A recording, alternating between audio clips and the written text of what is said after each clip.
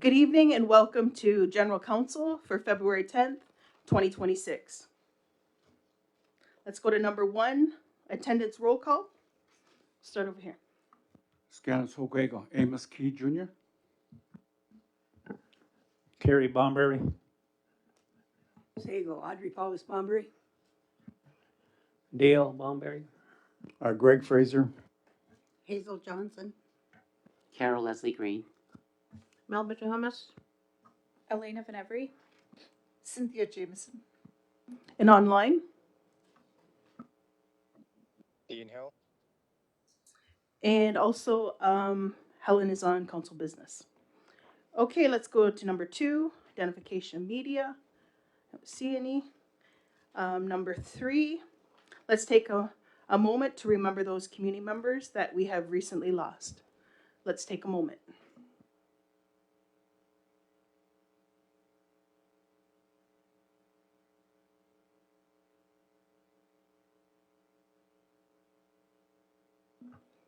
Thank you. Let's go to number 4, adoption of the agenda for February 10th with the changes. Regrets was from Audrey. Just adding that. Oh, sorry. Oh, adoption of the agenda. Any deletions or additions? Sorry. If not, moved by Audrey, second by Leslie. All in favor? By opposed? See none? Carried. Let's go to the next one. Number 5, the adoption of the general council minutes for January 27, 2026. And that one there, if we can add regrets from Audrey for that one. Yep, go ahead. Moved by Cynthia, seconder. Second by Dale. All in favor? Anybody opposed? See none? Carried. Okay, let's go to number 6, delegations. We have 3 delegations tonight. Our first delegation is Mayor of Brantford, Kevin Davis, and Michael Bradley, the CAO, to present on the Sports and Entertainment Center in Brantford. Come on up.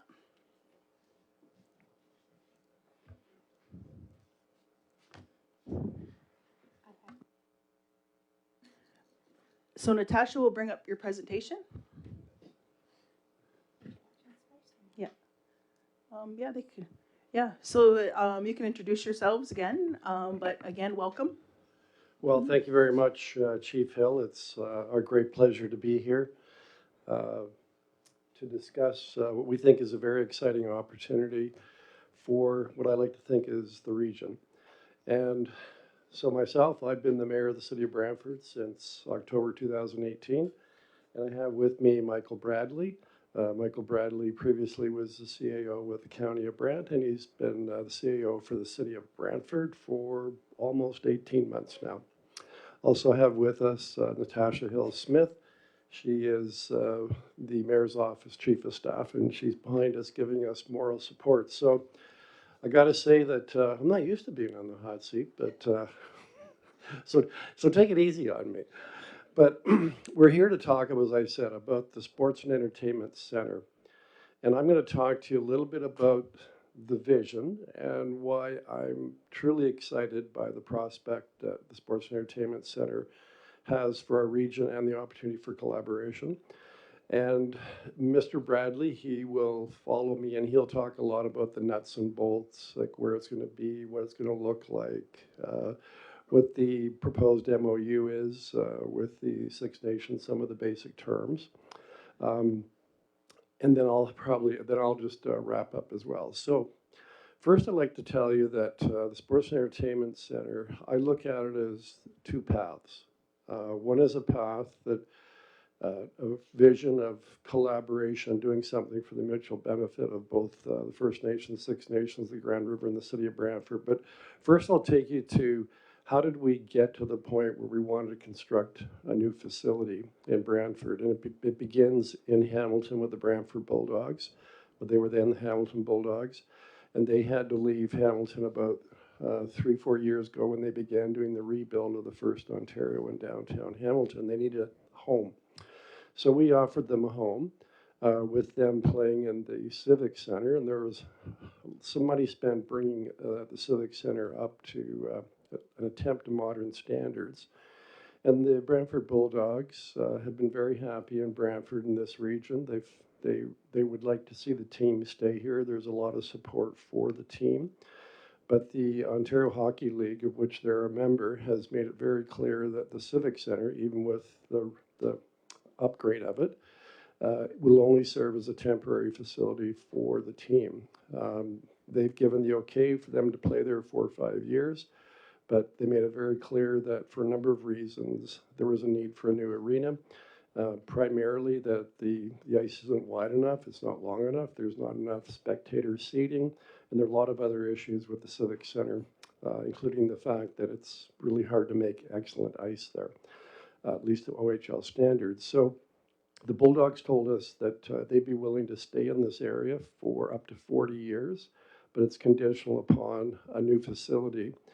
And I'll get into that in a little bit here, but the facility has to have at least 5,300 seats and has to meet all the modern standards for the OHL. I realized at that time that, you know, the Civic Center in Brantford is 3,000 seats. It's 60 years old. It really is not a very good facility if you're disabled in any way, if you need a cane, if you're not stable, if you need a wide seat, if you need to use the washroom and not wait 10 minutes. It's a facility that you can't use. And I saw this as an opportunity, as the council did, to create a new center meeting all the modern standards with a primary anchor tenant being the Bulldogs. And the facility is going to be fully multi-purpose. We don't want, the Civic Center is a good hockey rink, but that's about it. We want this to be a multi-purpose facility that can quickly turn over. It could be one day it's a hockey game, the next day it's lacrosse or basketball. We also, in the design, are very much focused on it being not just a sports center, but an event center for this region, for concerts, for trade shows, for the particular types of conferences and shows like Cirque du Soleil that require a certain amount of audio visual requirements built into your arena. So this will be a facility that can handle basketball, can handle indoor soccer. It'll be able to handle hockey, obviously. And I think that would be the next slide, if you don't mind.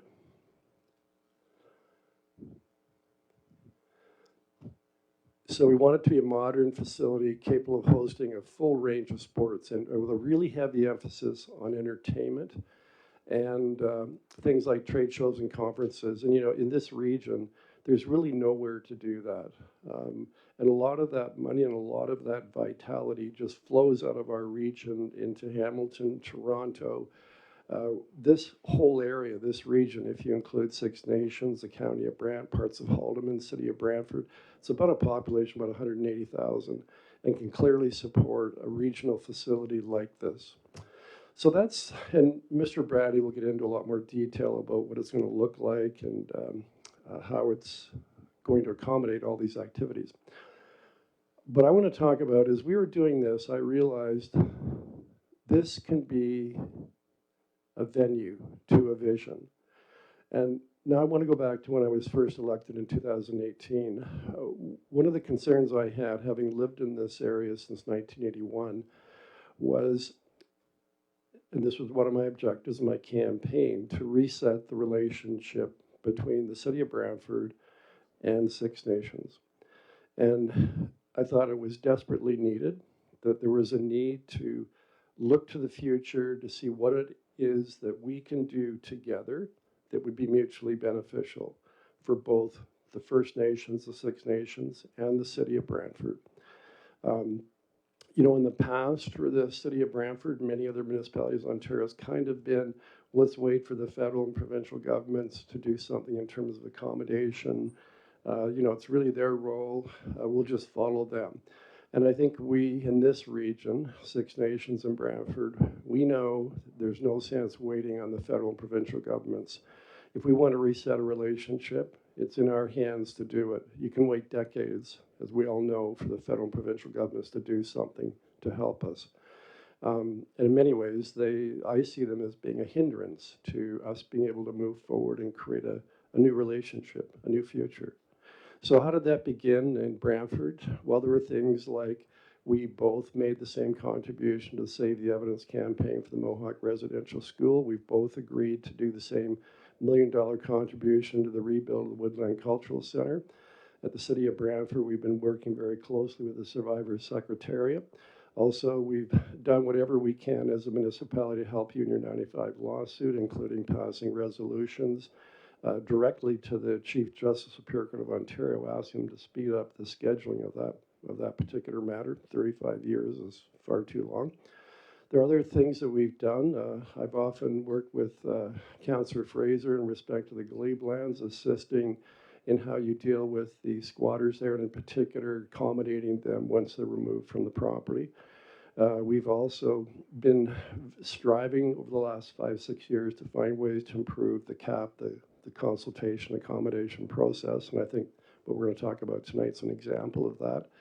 And then, of course, there is the recent, you were in need with the flooding of the Iroquois Lodge, the facilities in Delhi not being appropriate for your elders, and we, by coincidence, had just purchased a facility that just 6 months ago was a certified senior long-term care home. And I think what we've done there, working together to meet the needs of your elders from the Iroquois Lodge until you've constructed your new facility, I think that's a great example of what it is we can do together. When we're not relying on other levels of government, we're creating our future, our joint future ourselves together. This is an example of another project initiative we can do together. And also, I think there, as you know, there are other initiatives we're talking about to further expand and create this, I think, I see it not just benefiting ourselves, Six Nations, City of Brantford. I see it as us shaping our future, resetting our future together. I think we can send a statement to the province, to this country, what it is that can be done when you approach these kinds of initiatives with a lot of goodwill, a lot of respect, and a desire to find something, an initiative, project, whatever it is, that truly benefits both communities, both First Nations and the City of Brantford. So with that, I'm going to turn it over to Mr. Bradley. He's going to take you through some of the nuts and bolts of what this facility is and what the vision is for the building. Thank you. Thank you, Mayor Davis and Chief Hill. I'm very honored to be here this evening and walk through what we believe is a real groundbreaking project for this area.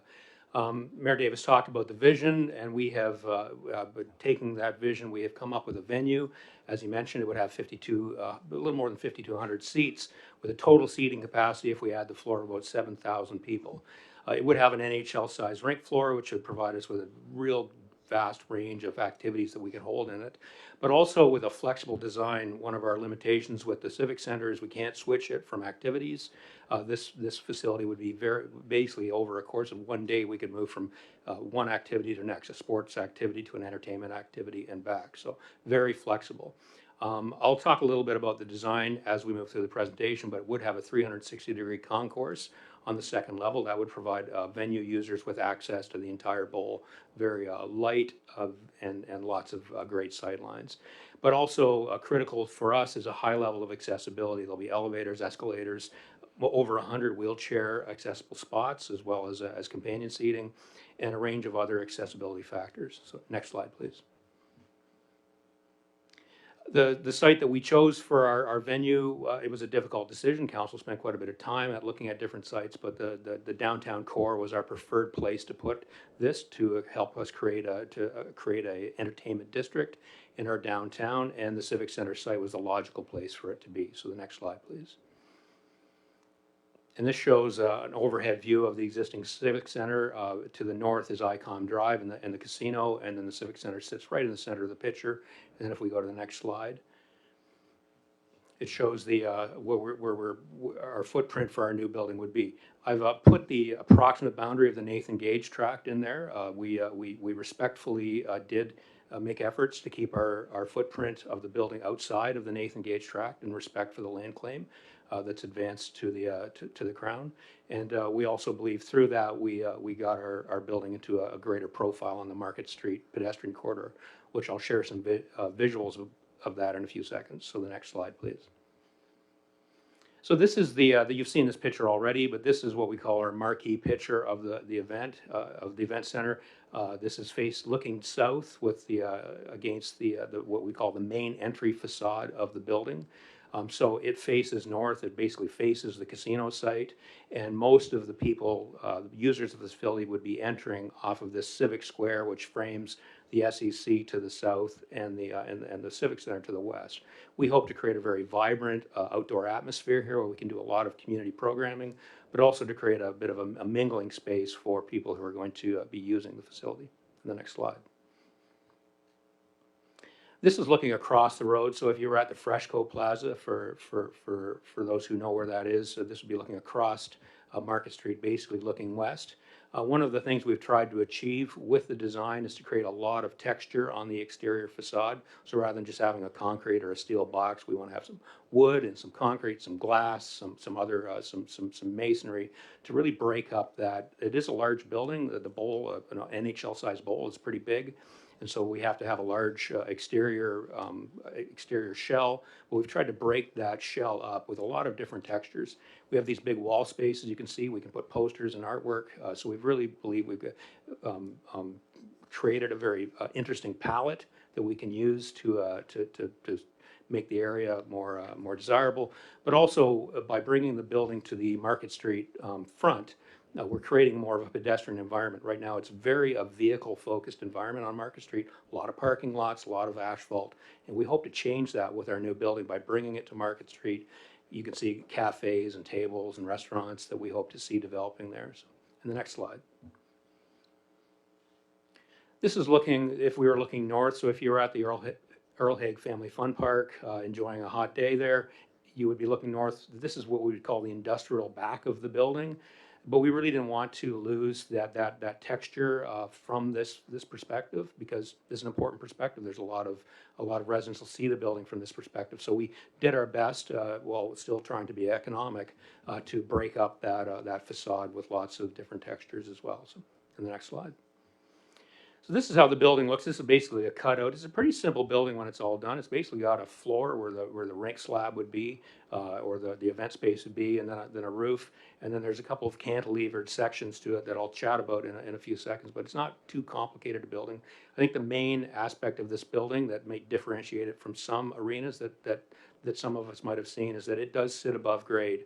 Because of the soil quality there and because of the floodplain, we really aren't able to go down into the grade, so we did have to build up off the grade. So everyone will come into this building at the grade, the same grade that the event floor is at. In the next slide. I won't spend too many times on the floor plans. They're pretty small on these screens, but I'm happy to share larger sets if anyone would like to see them. But the floor plan, basically, as I mentioned, most people would be coming in from that northern facade off of the Civic Square into a grand gallery with a big staircase, and most users would be going upstairs. There'll be escalators there as well as an elevator corridor as well.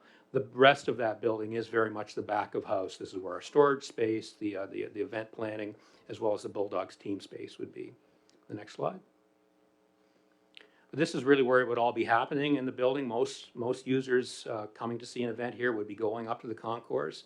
It is a 360-degree walk around. There's lots of spaces on the concourse where you can see the event floor. It's a very exciting space. We'll have a variety of food service opportunities, as well as a very large number of washrooms in the facility. So our goal is nobody should have to wait for more than 2 minutes to use a washroom. So we have programmed it very well this way. And maybe the next slide just shows a bit of a close-up of that south corridor. You can see it's a very large corridor, lots of space. So if we were doing a community event here and you wanted to have retail opportunities, other food services, community groups wanted to do displays or service tables, there's a lot of space to do that in this concourse. We look at this as not only valuable for the event itself, but really valuable community space. Next slide. This is what we'd call the top. This is the top public level of the building. This is the suite level. So there's two uses primarily. There's 16 suites that would be rented out to corporations or other users for a bit of a premium experience. As well, we have a press level up here. So a lot of our events have a lot of press activity with them. They do need quite a bit of technology. They need quite a bit of space to view the bowl. So that's where that would be on the north side. In the next slide. This is, we're still working through design in the interior right now and as well as some of the exterior facade. But this just gives you an idea of that main entry space. It is a very large, very welcoming, and we think very impressive entry space into the building. And you see we've got these big walls here, and I'll be chatting about them in a bit about the opportunities we have to create some opportunity for artwork and for cultural acknowledgement on these walls. And I'll get to that in a few slides. But the next slide. So this is a rendering of what a hockey game would look like at the building. One of the real goals we heard from the Bulldogs, from community members, from anyone that's been to a Bulldogs game, it's kind of an intense environment at the Civic Center, and everyone wanted to keep that intense environment. So we've kept the ceiling as low as possible. We've kept the curves on the seating as tight as possible to create that really exciting, loud environment. So it's going to be a fun place to go and see any range of events. In the next slide would show a concert, what a concert would look like. This would be an end stage concert. We can hold about 6,500 people on an end stage concert. We can also do a center stage concert, which would allow us to hold 7,000 people. So again, very intense and really pretty dynamic environment, we believe, based on the design we have. In the next slide. So we've been at this for quite a while, as Mayor Davis mentioned, but it also is a very fast-moving project. We have a timeline to make sure the Bulldogs stay with our community. So we've been at this since mid-2023, going through various analysis and business case planning and design work, bringing us right to the end of last year, where Council did authorize to move to the next step to start to move the project towards construction. And if you could bring the next slide up. Just showing that we have had engagement throughout that process with Six Nations of the Grand River staff on the project, opportunities for collaboration, which I'll get to in a second, as well as ensuring that we're considering to consult on the site itself. So, the next slide. So through that dialogue with Six Nations staff, we have identified an opportunity, a collaborative opportunity, where Six Nations of the Grand River and the City of Brantford can work together to jointly undertake this project and to share in some of its benefits. So we do have a draft memorandum of understanding. I believe it's being put in front of Six Nations Council in the near future, but it has some key principles. Sharing of net revenues being a big one, and I'll talk about what net revenues look like for the facility in a few seconds. We've identified a great opportunity for a joint venture on a rooftop solar project, joint promotion of the facility to try to drive attendance and activities and thus revenues. We see opportunities to host Six Nations of the Grand River community events.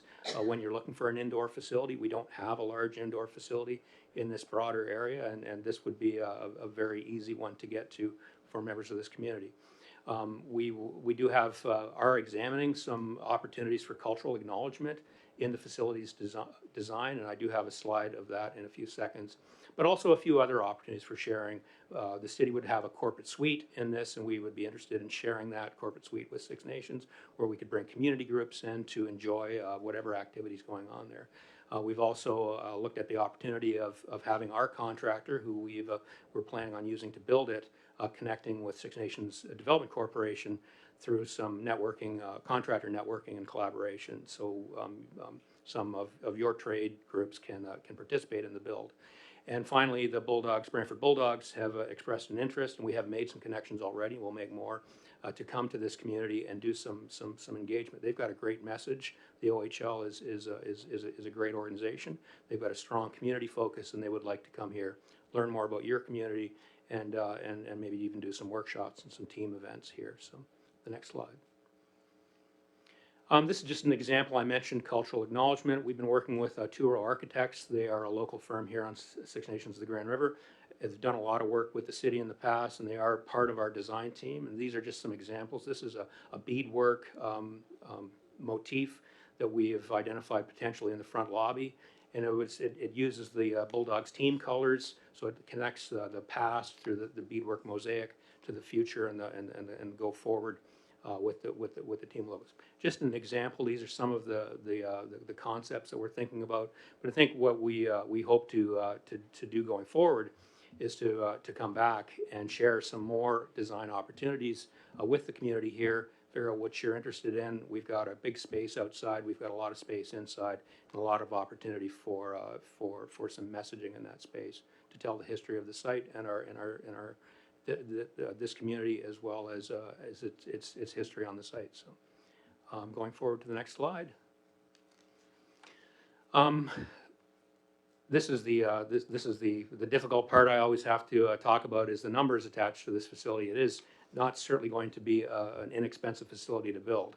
So our total project cost right now is $152 million. And I think Mayor Davis and I can both agree that this is definitely stretching the resources of our community. We see the value of what the facility can offer to this area, and we're committed to undertaking the project. But we're going to have to dig deep on this. So we have a business case that will allow us to pay for this, basically relying fairly significantly on long-term debt, $140 million, with an annual debt servicing cost of $8 million a year over a 30-year period. Again, we have a business case using some tax revenues in that area that will help us pay that annual cost of debt. If we move on to operations, and this is maybe a more applicable discussion based on what I just mentioned about sharing operating revenues, we project that the facility will cost us about $4.7 to $5.1 million a year to run, and that it would earn $4.8 to $5.2 million in revenues. The revenues come from a portion of the ticket sales of the Bulldogs, entertainment events, other community uses, food and beverage sales, maybe some retail, parking, those types of things. So we're projecting a fairly modest profit at this point of $76,000 to $181,000. But that is based on some fairly conservative usage numbers. We've been quite conservative. We know how many games the Bulldogs will be playing there every year. We haven't really anticipated other revenues from other sporting events, such as lacrosse, which I think we definitely have opportunity in that facility, maybe basketball, maybe some other uses, as well as more concerts. Right now we're projecting about one, what I would call, concert event per month, and really only one or two large concerts per year. But if we can get those numbers up through some collaboration and joint promotion with Six Nations, those numbers could definitely go up. We could see greater annual operating profits, and they could be shared between our two communities. So, the next slide, please. So with that, I'm happy to turn it back over to Mayor Davis, who will maybe give us some final thoughts on the vision for our facility, and I thank you for your time. Thank you, Mr. Bradley. That was very thorough. So you know what the vision is in terms of the building. It's to create what we don't have in this area, which is a facility that's capable of hosting OHL hockey events, hosting semi-professional or professional lacrosse, which we don't have in this area, potentially basketball, large-scale prominent events like Cirque du Soleil, Disney on Ice, that right now many people in this area like to go to those events, and they have to go to Toronto or Hamilton or London, and that money leaves this area. We see a great potential for it. It's really designed as well for trade shows and conferences. So that's the vision. The opportunity is that I think we can have working together a facility that truly allows us to do much more in this area and into share in the net revenue. If I might just go back to I'd like to say a few words about the numbers for a minute. If we can go backwards to the last slide. I might just say about that total project cost. So, it's interesting because the Bulldogs are a semi-professional hockey team. The Ontario and provincial governments will contribute nothing to this facility. We have to do it on our own at the City of Brantford. And so we're doing that through some long-term debt, which essentially the property taxpayer will be paying in Brantford. The annual operating expenses and operational revenues, that doesn't include the debt payments. That's just strictly operating. And that projection, it's fairly modest of annual net profit of 76,000, 181,000. That's based on some really conservative projections. We want to be very conservative. It assumes average attendance at a hockey game of 3,800. It assumes one event per month. It does not assume there will be another team there, like a lacrosse team or a basketball team. And so, where do I see the potential to be for us? When I say us, I'm talking about the greater us here. What is it that, how can Six Nations help make this working collaboratively with us into a center that generates a significant profit that we can share? It's working with the Bulldogs as they want to promote the team down here, so the average attendance goes up beyond 3,800. Generating more than one event per month in the facility. Could be an indoor powwow, could be something else like that. The one activity that would really make a difference in net profit, a lacrosse team. Lacrosse is very popular in the city of Brantford, obviously very popular here in Six Nations. There isn't a facility in this area that has the ability to host a semi-professional, professional lacrosse team. This will be it. I think this is, when I look at what we can do with this facility, working together collaboratively, I think we can make it into a really vital center that will add to the quality of life in this area and also generate significant revenues that we can share. And that's not even including the sharing of the revenue from the rooftop solar revenue. The other thing that we're finding is as well that we could do together is, for example, when the entertainment acts come through here, you'll have Sheryl Crow come to Canada and she'll want to do 10 concerts. And so they'll decide an entertainer, could be an entertainer from Nova Scotia, West Coast. They'll come into Ontario and they'll generally want to do 3 or 4 or 5 events.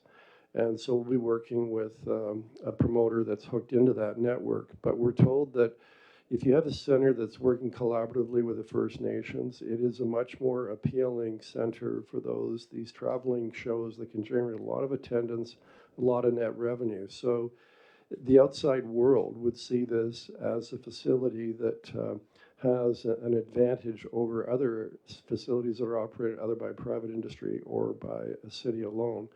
But I said, to me, it's more than numbers. It's about Six Nations of the Grand River, Canada's largest First Nation, the city of Brantford, being a city in Ontario that has a long history, together with Six Nations, showing we can show the province, we can show the nation what you can do when you work together. And as I said, there are other initiatives, that we're talking about. I really would like this to be a legacy for this council, for this current city council, that we can show this province that there is another way forward. There is a way that we can work together collaboratively, like real, true collaboration based on mutual respect and a desire to see both of us benefit, both the First Nation and the city benefit from initiatives that we control and move forward, and we're not relying on the other levels of government to do this for us. We do it ourselves. Thank you. Okay, thank you for your presentation. Is there any questions or comments around the table? Go ahead, Cynthia. Yeah, just on the timeline, when do you expect the construction to start and be completed? I can answer that. So the lease, so we have a 40-year lease with the Bulldogs, and it is conditional upon there being a new facility to meet OHL standards. And the requirement is that the construction begin, this year, preferably this spring, and but more importantly, that it be ready for the team for the 2028-2029 hockey season, because that's more or less coincides with when our temporary lease with the Bulldogs, which is a 6-year lease, runs out, and also coincides with when the OHL is said to the Bulldogs, the city of Brantford, as a date by which they want an OHL configured facility for the team to play in. Okay, I have Audrey, then Elena, and then we'll have our next delegation. I have a couple little ones here. The first thing is thank you for your presentation. One is, have you considered women's basketball, women's programs coming there? What are you doing for kids? And are you able to attract people like Jelly Roll? Because we love him. We like Bad Bunny too, but I don't think we can afford him. Do you have, or are you planning to have a gym facility in the arena? And if so, are you having like healing equipment there for players who become injured, like an ice tank, all the rest of that stuff? And the other one is, I'll answer those ones first, and I have one more. Please, Can't me to answer them. Those were a lot of questions. whichever one you want to answer.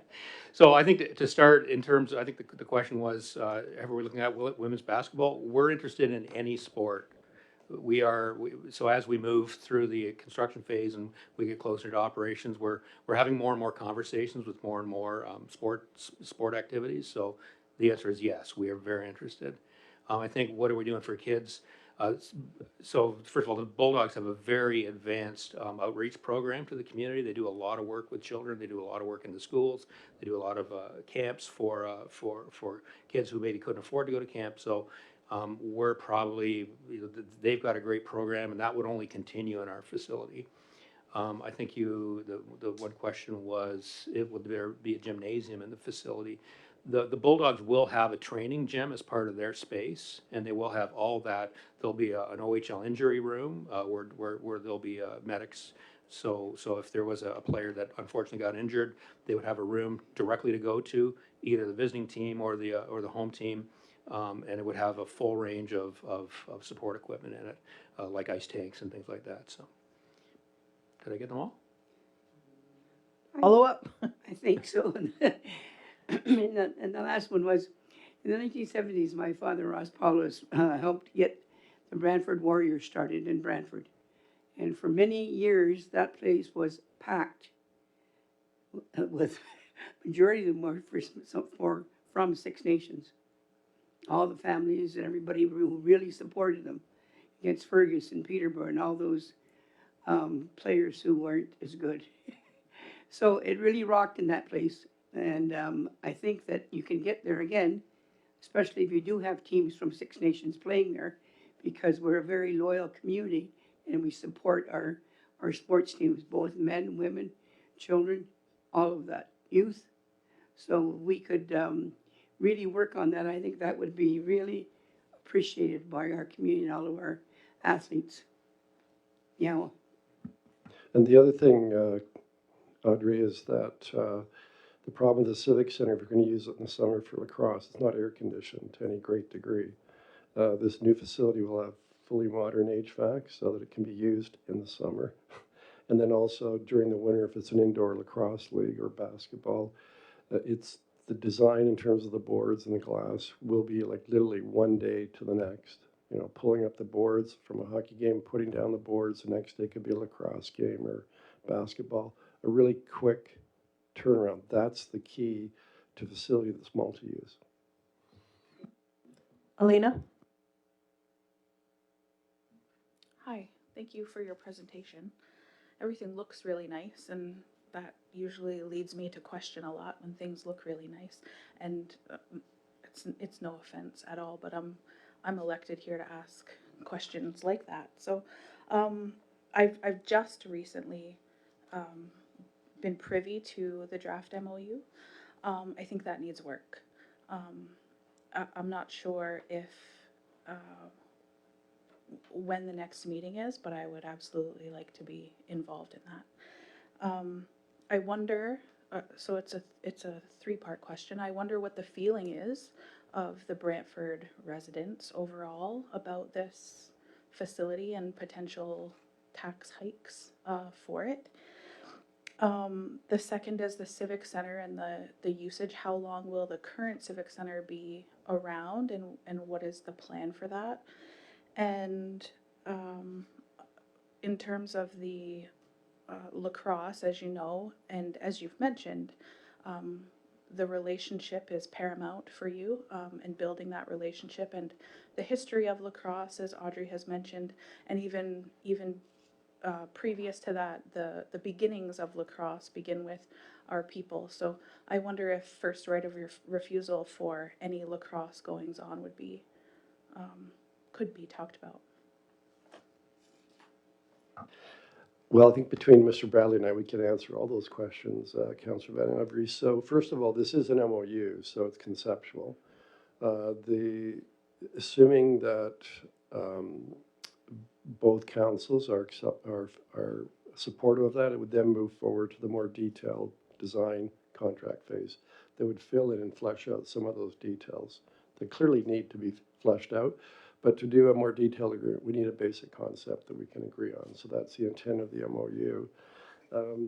The other question about our local, how does our community respond to this? Actually, it's been a pretty positive response, but you don't do a big project like this without there being a real concern about how we're going to pay for this. And the concept we have is that the way we've done the projections is that there should be no impact on the property taxpayer, because what happens when you build a facility like this in the downtown of a city, usually you'll have properties around it, such across the street, Freshco. They have a proposal to, radically improve that property. And much of it depends on us showing that we, the city of Brantford, has a confidence in that part of the city. And we expect it to be the catalyst or spark to other development occurring in the downtown, which means property becomes worth more tax revenue, more property tax revenue, which depends on the value of the property. It's a formula they've used successfully in St. Catharines to pay for the Meridian Center, in Windsor, and in other centers as well. So generally, I think the city is very supportive. Most people, I think, want the Bulldogs to stay in Brantford. It's done a lot for the morale of the city and the profile of the city in this area. It's also great to see, like every game, I'm a season ticket holder, but a third of the people there are young kids. And it's really inspirational to watch them being inspired by watching young up-and-coming hockey players. Lacrosse, I agree with you that there's a great history in Six Nations and also the city of Brantford that's really highly supportive of lacrosse. And unfortunately, there just hasn't been, I think, a facility that could bring in and keep a semi-professional lacrosse team here. This facility will do that. So far as, I think the other issue was, again, Civic Center, yes, thank you. The Civic Center is getting to the end of its lifespan, but there's still probably a good 10 to 15 years left in it. So we intend to keep the Civic Center because it's used as well as, it's an ice rink, it's an ice pad that's quite well used by minor hockey, church hockey. It also provides, when you have a second ice pad right next to the main ice pad, the main facility, you become much more attractive to things like the Memorial Cup, to things like national lacrosse tournaments or national curling tournaments.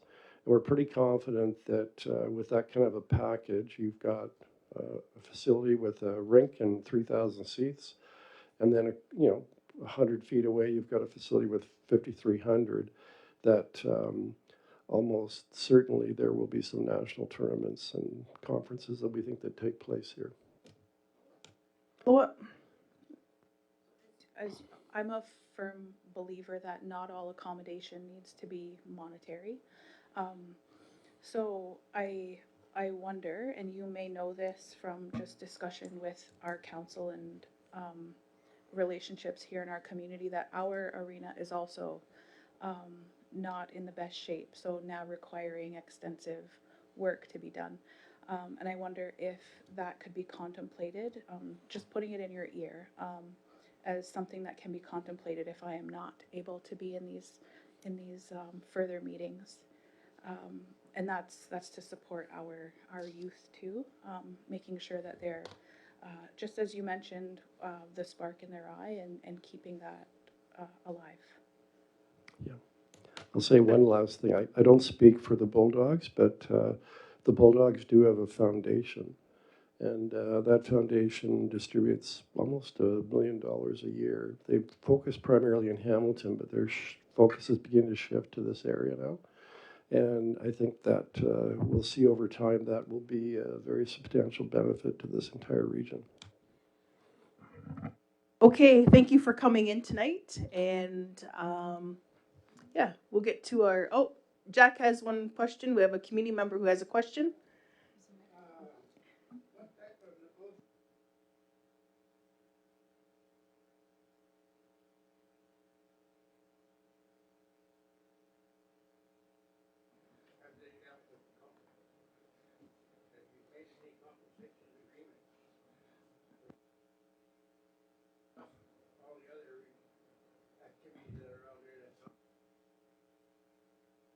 So has there been any compensation for where the arena? Any compensation for the agreement? No, I think what it was written in there that's in draft right now, and it's with Lands and Resources that will come to council at some point after they do more negotiating. Mhm.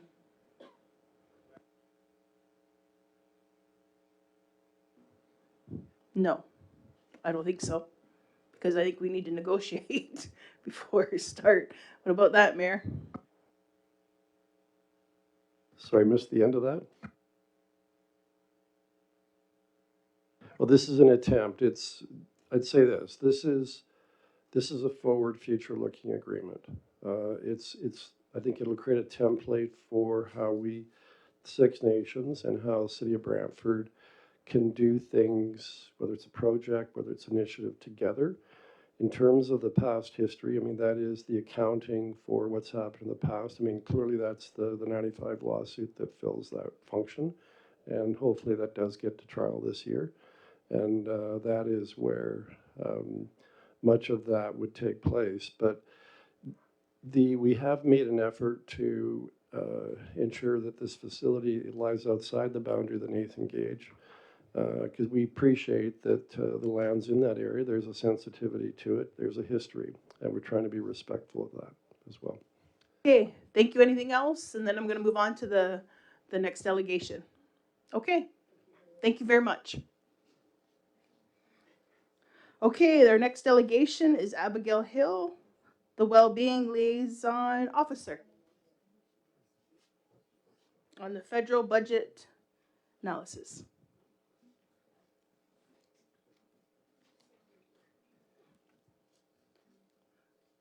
Good evening, Abigail. Hello.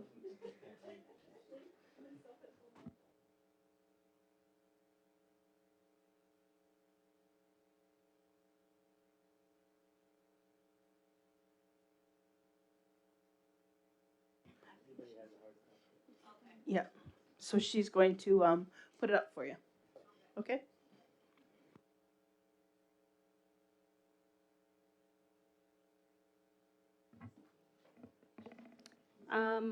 I'll just start by introducing myself. My name is Abigail Hill, and I'm the Wellbeing Liaison Officer with the Department of Wellbeing at Six Nations.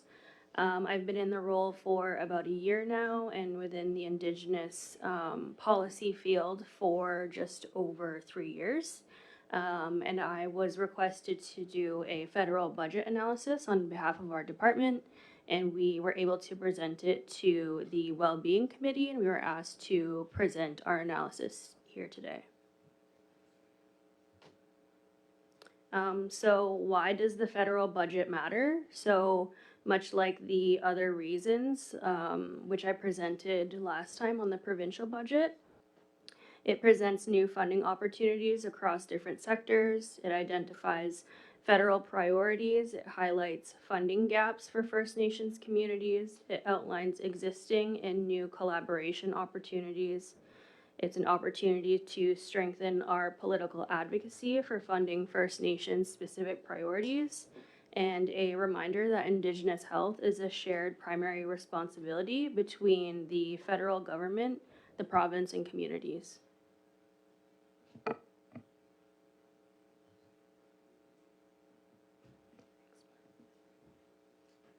And I'll just do an overview of some of the Indigenous-specific investments that are made within the federal budget. So the government is committed to ending all long-term drinking water advisories on reserve. And this budget proposes $2.3 billion over 3 years, starting in 2026, to renew the First Nations Water and Wastewater Enhanced Program.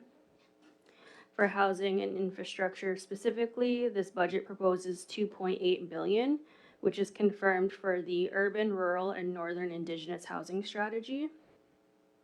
Within the funding, there's $3 billion available for First Nations to advance their housing priorities, and the Minister of Indigenous Services Canada is working to coordinate a cross-government Indigenous housing strategy following engagement with First Nations.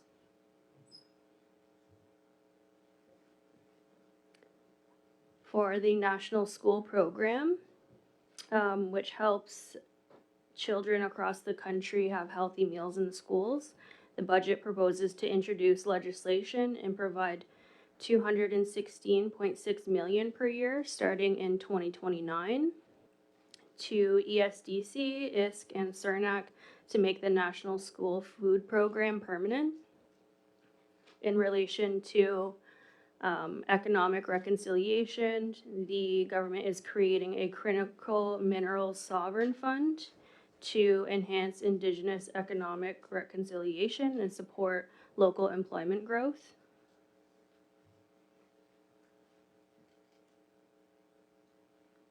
And furthermore, in terms of economic reconciliation, the federal government has created a major projects office, which will help advance regulatory approvals and coordinate financing for major project development.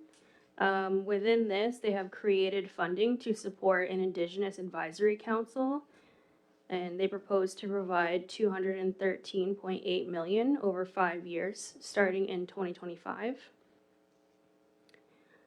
The budget also proposes $10.1 million over 3 years, starting in 2025, to SNGREC to continue leading the federal initiative on consultation to support participation of Indigenous rights holders. And there's also a strategic partnerships initiative providing $40 million over 2 years to support Indigenous capacity building and consultation on nation building projects.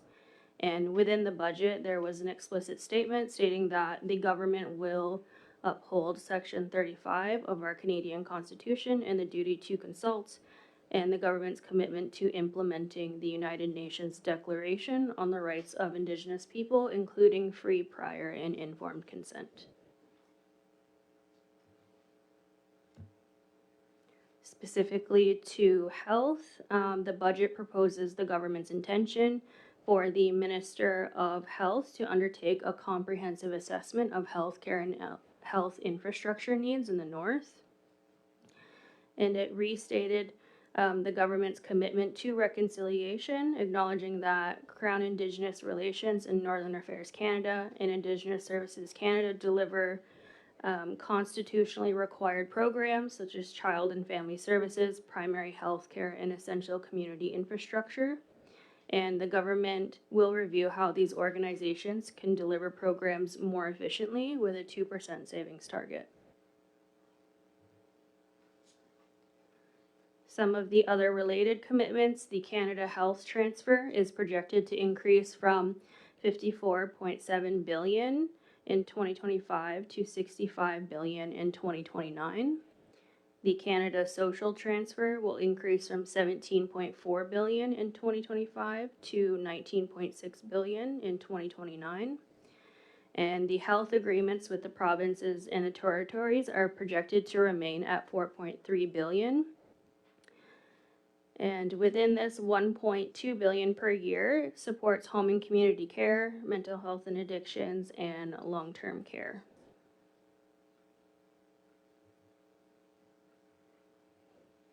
In relation to infrastructure, the federal government's intention is to launch a new Build Communities Strong Fund, which proposes $51 billion over 10 years, starting next fiscal, and $3 billion per year in ongoing and new existing funding for this initiative that will flow to the province and the territories as well as municipalities to support a wide range of infrastructure projects. There is a territorial stream which will provide 17.2 billion over 10 years. And within this stream, there will be a health-specific infrastructure fund which will support hospitals, emergency rooms, urgent care centers, and medical schools. There will also be a direct delivery stream which will provide 6 billion over 10 years starting in 2026 to support significant projects, large building retrofits, climate adaptation, and community infrastructure.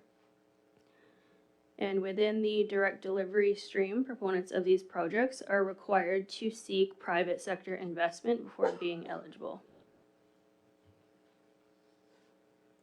Other commitments, the existing Canada Community Building Fund will be rebranded as the Community Stream, and this stream will provide 27.8 billion over 10 years starting in 2026 and 3 billion per year ongoing to support local infrastructure projects.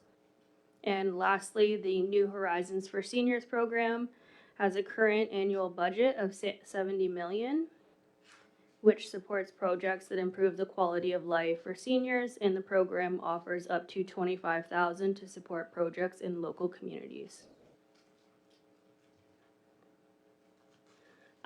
From the investments that have been outlined within the presentation, we can see very clearly some of the priorities of the federal government. It includes economic diversification, capital investments. A lot of investments are flowing to infrastructure, and we can see that there's a tightening fiscal policy, which they're looking at restructuring the administration of different departments within the federal government, and it will be they will be undertaking an expenditure and sustainability review of each of their departments.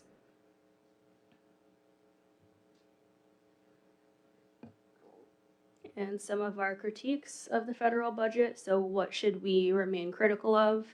The budget outlines a comprehensive expenditure and sustainability review, which is government-wide and aimed at reducing inefficiencies in administration, programs, and service delivery. It will aim to minimize the public service population and direct service and program expenditures. Typically, what we'll see is that funding will be reduced towards peripheral priorities. And specifically for ISK and SNGREC, it will be subjected to a 2% savings target, although the budget reaffirmed its commitment to delivering constitutionally required programs. On this slide, just wanted to reiterate that First Nations should remain steadfast that on-reserve health programming, community infrastructure, and the social determinants of health require equitable investments at this critical time, and reconciliation must be at the forefront as a primary priority, requiring responsible action at all levels of government. On this specific slide, I've outlined some of the budget lines for Indigenous Services Canada. Much of the budget and allocated funds were for this fiscal year only. So you can see Jordan's Principle, Emergency Management Response, Non-Insured Health Benefits, Assisted Living Program, First Nations Elementary and Secondary Education, and the implementation of an act respecting First Nations, Métis, and Inuit children, youth, and families all have dedicated funding for this fiscal. But due to the expenditure reviews, when we actually take a look at the budget, the allocated funding is undefined at this point, and it shows zeros. So I would encourage everyone to go take a look at the budget individually.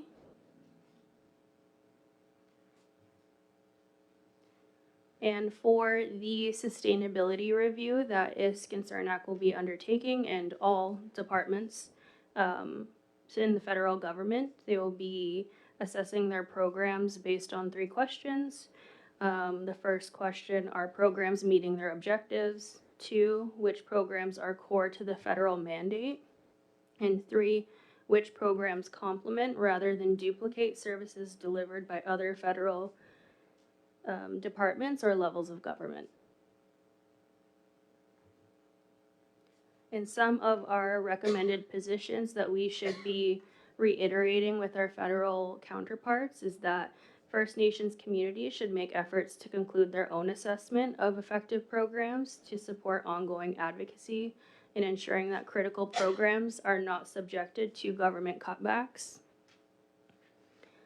Critical on-reserve health programs and health infrastructure should not be viewed as a complementary or non-essential domain. That First Nations play a significant role in supporting the health and well-being of community members who do not feel safe and do not have access to mainstream health care, and that hospitals alone are not equipped enough nor promote or employ sufficient cultural safety practices to be able to holistically meet the needs of Indigenous populations across Canada. In addition, health infrastructure for priority populations located in community need to be equally invested in if the goal of the federal government is to spend less to invest more. For Jordan's principle specifically, communities must advocate for greater engagement regarding expenditure review cuts and program long-term reform. The Jordan's Principle funding cuts continue to disproportionately affect families and children's health on reserve. And that IS must work collaboratively with communities that align with true co-development approaches. It is questionable on whether ISC has existing mechanisms that truly meet the mark for collaboration as communities expect. Overall, the First Nations community should remain critical of the federal budget as it lacks concrete investments dedicated to First Nations that support key health services, on-reserve health infrastructure, and other sectors that promote and enable the social determinants of health. So although the federal budget makes a commitment to undertake a comprehensive assessment of healthcare and health infrastructure needs in the North, this commitment falls short for the rest of the communities not located in northern regions and does not recognize or sufficiently invest in solutions designed to address the health inequities experienced by First Nations populations in all regions across Canada.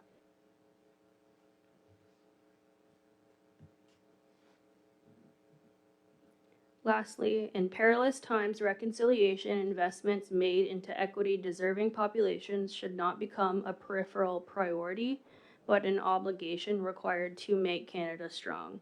First Nations communities are familiar with and willing to answer the call to respond to national emergencies in times of a crisis, yet First Nations communities continue to suffer due to chronic underfunding in infrastructure, housing, health, and water. The Government of Canada and ISC need to expedite and enhance transparency, accountability, and collaboration mechanisms that are responsive to community needs and appropriately take into account that communities are experts in delivering culturally safe programs and services. Our recommended next steps are that we advocate to Indigenous Services Canada for increased transparency and accountability related to the expenditure and sustainability reviews to ensure that First Nations communities remain supported in health service delivery, that we assess the Building Communities Strong Fund to explore whether health infrastructure for First Nations on reserve are eligible for funding, and if not, advocate for the inclusion of on-reserve health infrastructure to relevant policymakers, utilizing a cost analysis and investment approach to advocacy. Advocate to Indigenous Services Canada for sustainable funding for the Jordan's Principle program and participate in long-term reform discussions. And lastly, assess the utilization of the First Nations Water and Wastewater Enhanced Program and affordable housing and infrastructure funds for meeting current community needs as contributors to the social determinants of health. And lastly, the resource is just a link to the budget so everyone has access to it. Thank you. Thank you for your presentation. Is there any questions or comments? Elena? I just wondered if this was presented to the Wellbeing Committee, and I don't know if there are recommendations coming forward about this from the committee. Amos? use your, or just turn on your mic. Thank you. Okay. Yes, thank you. She did present to us, and that's why we brought it here, because it had such weight that I think we all should be cognizant of it. And I think we should use it now, whether we do it in a cross-board Excel spreadsheet or for all of our departments, so that make sure that it matches what they're saying in their budget, so that when we go and advocate, we can cite where we're requesting the money from.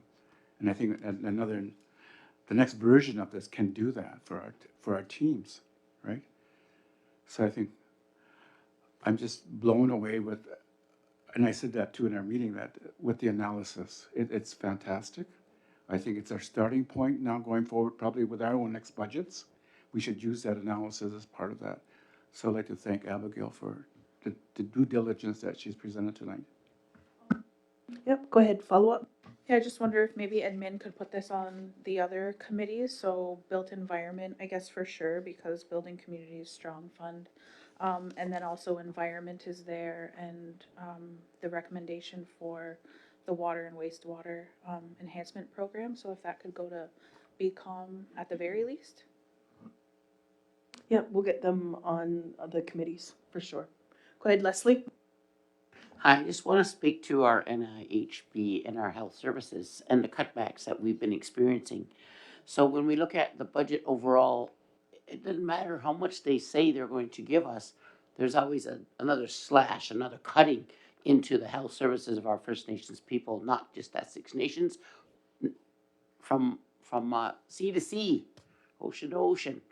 And it's imperative, and I was just wondering if Councillor Fraser would be able to reflect a little bit on that NHIB, what's happening there. Yeah, thank you very much for that. Yeah, NHIB, there was a dialogue session in Vancouver this past week, and it was to look at some of the problems that First Nations are seeing with an NHIB program. The main problems are usually, again, inadequate funding, basically a reduction in services, pharmacology. Of course, travel expenses are always an issue, especially in the north. There has been some First Nations that have taken over the non-insured health benefits program, and some with mixed results. Some say that it is inadequate and that they are looking to find some type of a hybrid model or go in the backward direction. The others found that under their control, especially with money that's coming in with travel, especially in the north, that they were able to monitor and cover travel a little bit better.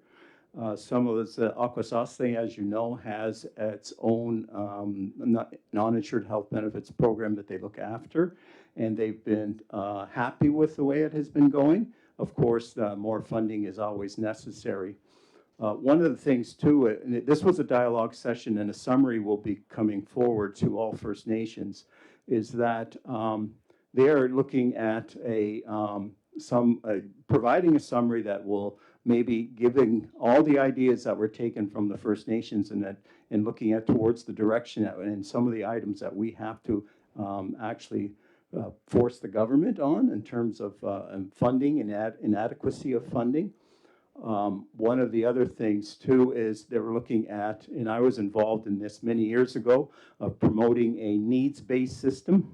And the needs-based system is a system that if you require the treatment, you will get it, rather than going against frequency and frequency-based systems, which actually limit care and dictate care probably not in a proper way for the overall health of our First Nations patients. So overall, we expect a summary coming from this dialogue section and some recommendations towards the government in terms of fulfilling their need, their requirement actually. And the one thing is that it's not legislation, it's policy. And policy has a lot of weakness to it, whereas legislation doesn't. And that'll be another look at is to see if somehow legislative we can look in that direction, so then that will actually guarantee adequate health care So that was that summary from the non-insured health benefits AFN dialogue session. But like I said, a summary and recommendations will be coming forthwith. Okay, thank you. Audrey? Yeah, thank you, Abby. That was an excellent. That's why we asked you to come here and present to full council so that everybody has the same information. But the things that struck me in this that the government is doing is that they're supplying a lot of money for urban housing, rural housing, and northern housing, and reserve housing is being basically left out of it, whereas we need it just as much as anybody else, especially here in the south. The other thing that bothered me as well is the school food program. It should be more. The other one that stuck out was, again, undertake comprehensive assessment for healthcare. We should be doing that, so we know exactly what our healthcare is all about. And again, they're trying to save money, cutbacks, and we don't have enough money. That is a real crying shame for that. The health agreement stayed the same, and we need more. So that has to be looked at. And it bothers me that they're giving health infrastructure funds to the province, such as hospitals, emergency rooms, urgent care centers, medical, whereas we need the same types of supports on this First Nations here. We're in dire need of an urgent care and a walk-in clinic and all the rest of it. Well, it's a state-of-the-art healthcare center. Oh, the new Horizon Senior Program just appalled me. When they give only $25,000 for local communities. And you can go and buy some new fitness equipment for the senior center. And the $5 million goes to projects that are national in scope that can benefit seniors across the country, like financial literacy classes. So we have to go and develop programs for all of Canada in order to get a slice of the pie of the $5 million, which is really unreasonable. So I think we need to look at that, having that part divided up better in the provinces, and certainly the seniors are very important to us and need much more than $25,000. Okay, then they're also including First Nations elementary schools and secondary schools and getting money. But what they haven't done is they haven't done this forever that I know of, is include schools as the infrastructure. So that every year, all the schools, all the First Nations across Canada are fighting the federal government for money to build a new school. As you would know well, we're over into like close to the 36th year of having Gawaneo struggle for money and work with Band Council working together. We were able to make happen this new school. So, but it should have come from Indian Affairs. They are the ones who are responsible for this. So the new schools, we have to have some way to get the First Nations in Canada working together on getting infrastructure money for new schools. Instead of fighting over a couple of dollars, and they say there's a list that you go on, there is no list. So how they figure it out, you can only guess. So the Jordan's principle definitely has to be taken care of, because the people who it's affecting most, having the most impact on our students who need that money, whether it's a one-to-one to support or whether it's any kind of assistive devices for helping them to learn, or their physical problems that they have, needs to be reinstated. And that's what I can see. The other one, major one I have is water. They're looking at communities who have boil water advisories, and they don't realize that the majority of the population of Six Nations have had to buy their water for decades and decades because the wells are contaminated, whether it's in the gypsum mine area, whether it's just plain iron, sulfur, all the other contaminants, the E. coli, so they can't use their wells. So now they have to either drive, get their water, buy their water, have it trucked in, And that all adds up as well, and that should also be considered in, this whole budget. So there's so much missing, there's so much work we need to do on, and I think together we can make some inroads. Yeah, Chief. Amos? I'll pass. Leslie? Hi, I'd just like to make a comment about these budgets that are set out by the Liberal government. And they say, okay, well, this is what we're going to give First Nations, but it's always, always severely underfunded. We have a population, 30,000, of some 30,000, and I believe what we're receiving is probably wouldn't be adequate for even half of what we have here. So what the government has created among our First Nations is a dependency on programs. This program isn't working because you didn't send enough money. You know what we need, and yet you're not providing the provisions that are required here. So I'm going to ask council and our community if they would consider looking to the public sector as opposed to always looking at what the government can provide us, to allow our public sector peoples to come with ideas regarding education, health, housing. And they have been here, some of them have been here. But that's not the only solution. We just need to think outside the box, because the reality is that sounds like a lot of money. That's not monies that's coming directly to Six Nations. That's money divided among how many nations across Canada? Do we know? About 635 reserves. So when you break that down, it's like pennies on the dollar. So I just want to just move away from that program dependent thinking and start thinking outside the box, whatever it involves for our nation. Thanks. Okay. So I think this is like great information. It'll go to all the committees, and the committees can work on a plan that involves for the information. So again, thank you for your presentation, and have a great night. Thanks, you too. So can I have a mover to accept presentation as information? Moved by Audrey, second by Leslie. All in favor? Anybody opposed? See none, carried.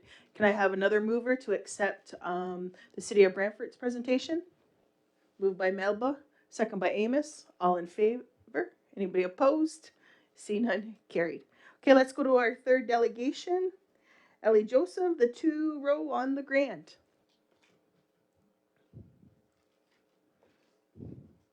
Welcome.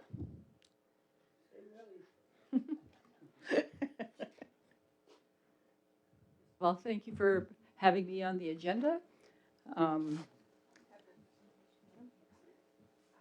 We have it. You have it? We're good? We're set to Perfect. go. Okay. We're set to go. So I'll just introduce myself first, and then we'll have Jo introduce herself a little bit further on. Some of you do know me. I'm the river paddler, and basically that's why I'm here tonight, is to try and see how our community can come together. Under the community standards, we are trying to hold up the community standards when we do this tour on the Grand. And basically, in a nutshell, we are hoping to increase that this year. So we'll just go through this PowerPoint presentation first of all.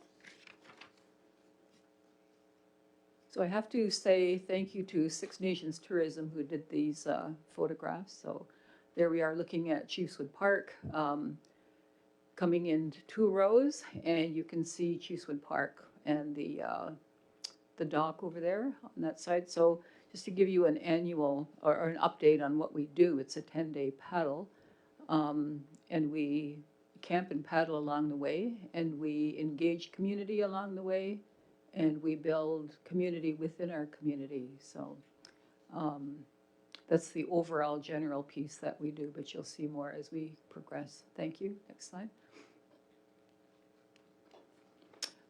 So what is Deahage Tour on the Grand?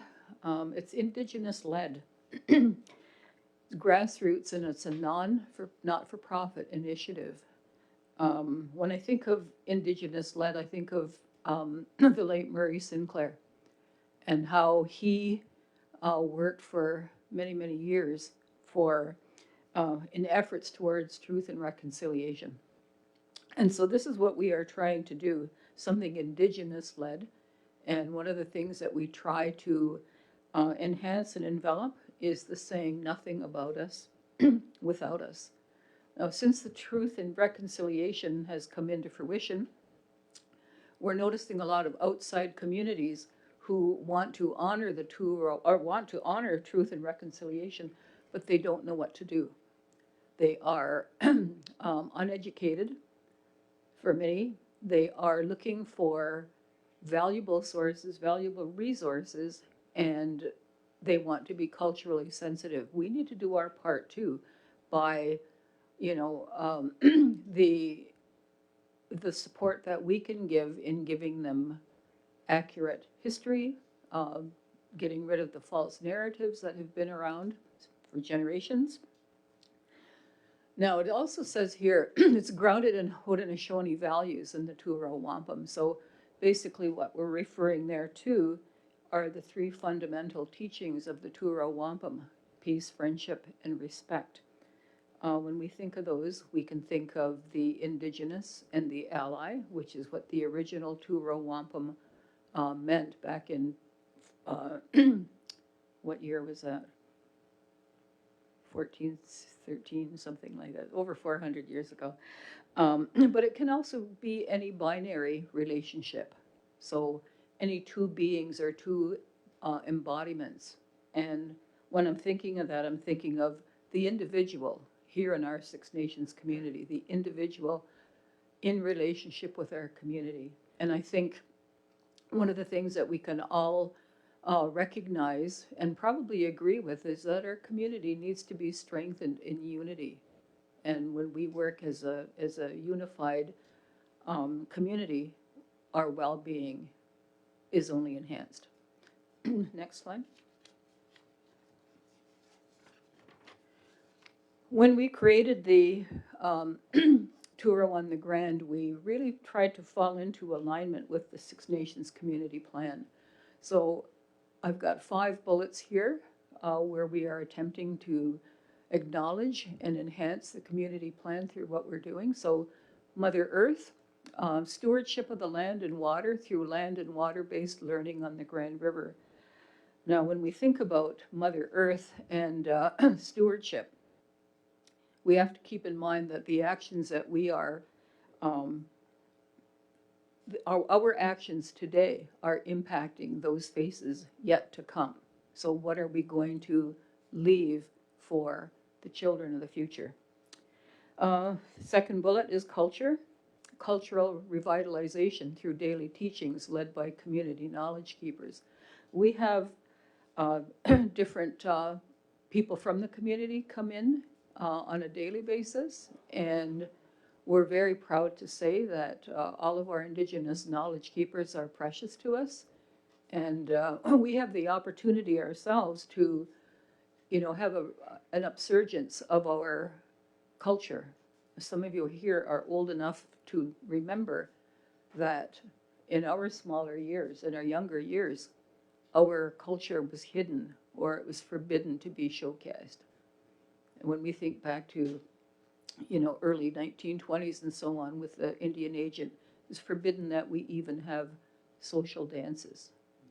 So here we are, let's support this cultural resurgence. The third bullet here is well-being. We look at this in a holistic way, mental, emotional, spiritual well-being. And how we do that is we support this through land-based healing.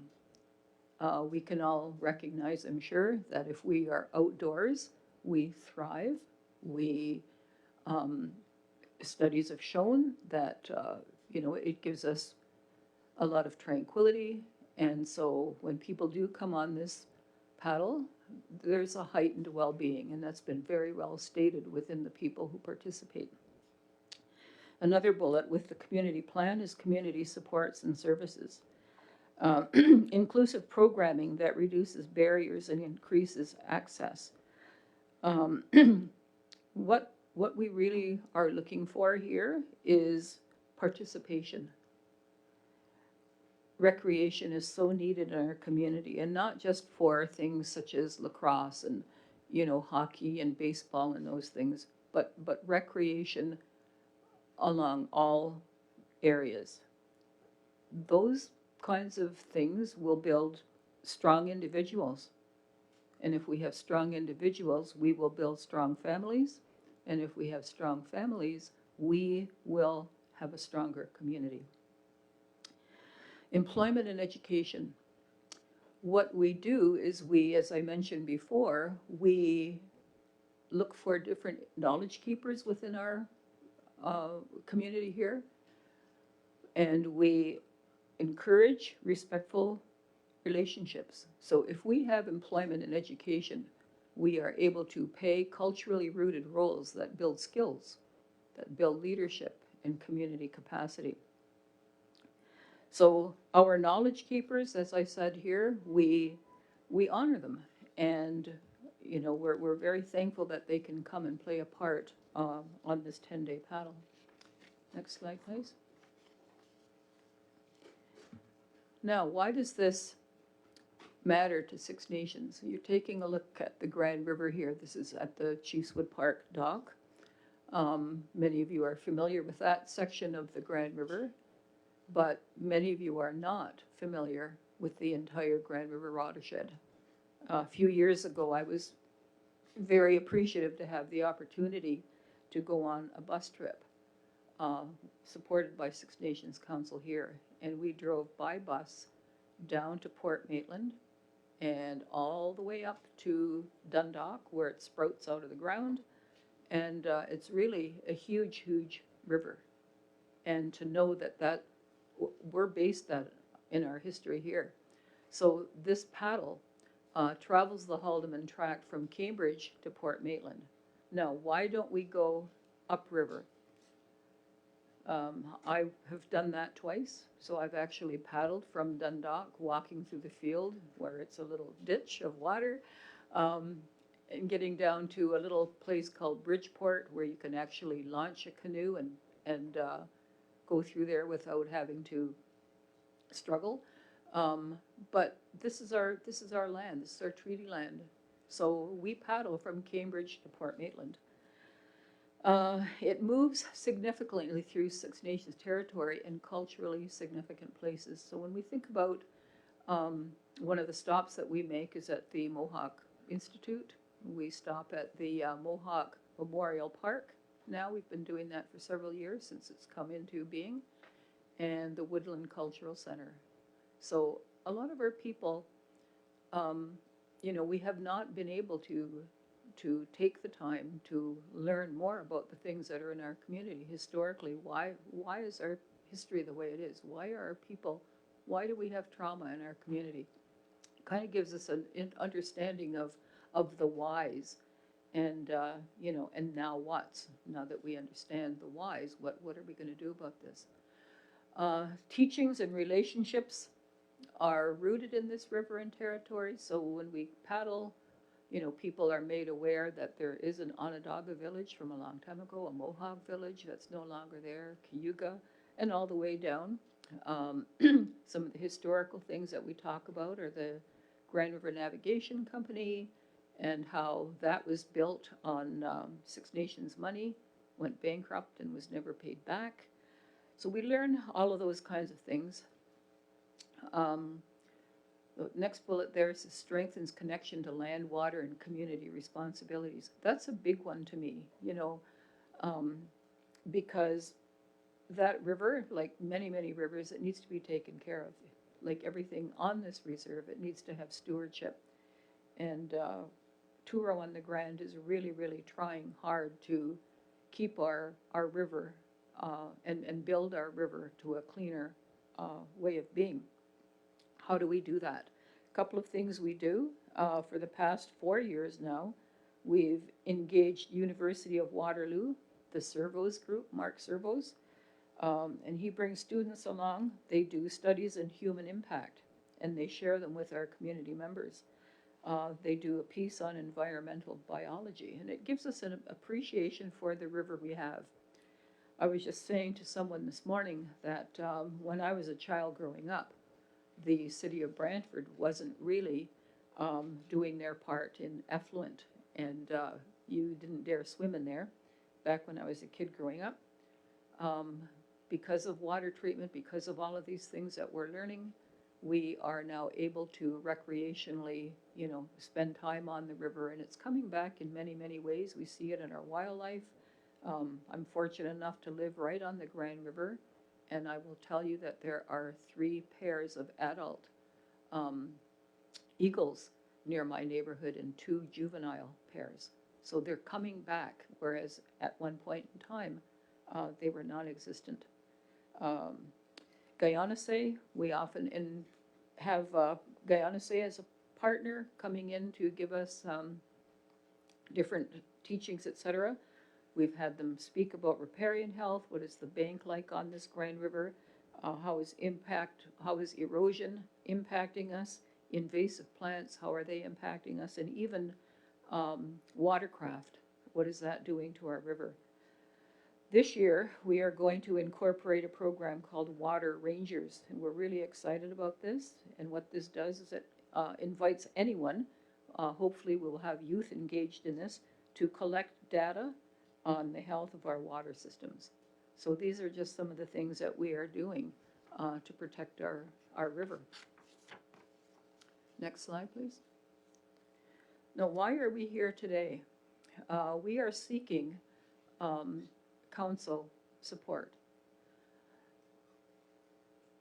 We have a 5-day paddle, an opportunity to paddle from Cambridge to Chiefswood Park, or we have an opportunity to go from Chiefswood Park down to Port Maitland, where it empties into Lake Erie, or we have a 10-day paddle where people can do the whole 10 days and be fully immersed in the whole thing. People, if they aren't paddling, they can come along as ground crew.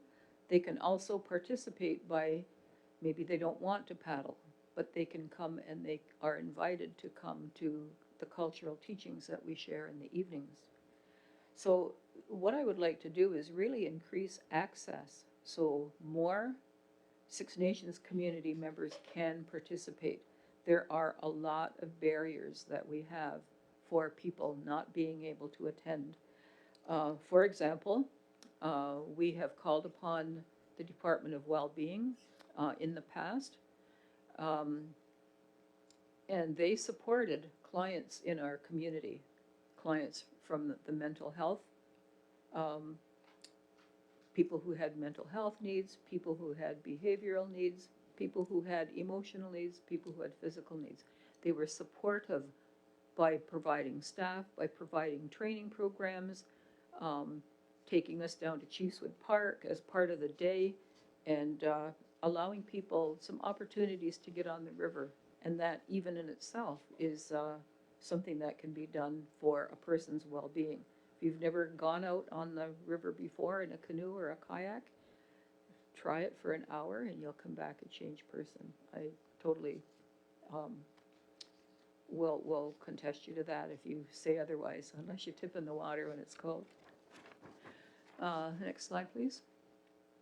This slide here is taken down at the end of Fourth Line, where we get onto the gravel road. And what we're doing here in this particular slide is we had Dal Squire from the community here, and we had a Haudenosaunee Games evening.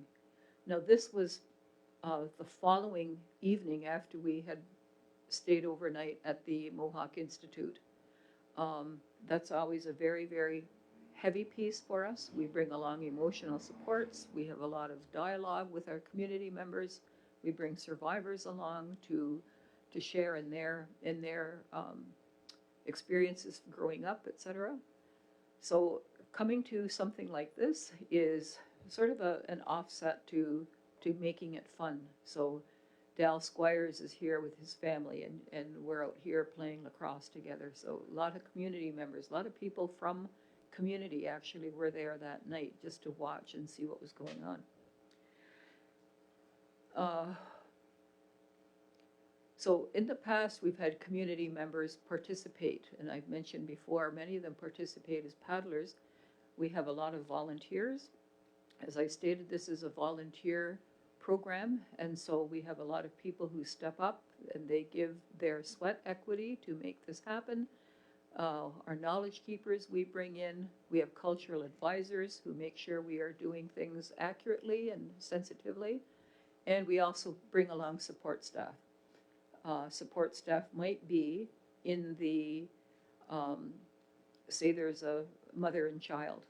I'll give an example here, a mother and a child, and the two of them want to go on the paddle, but she knows she doesn't have the capacity to do the support or to do the paddle all day by herself with her child.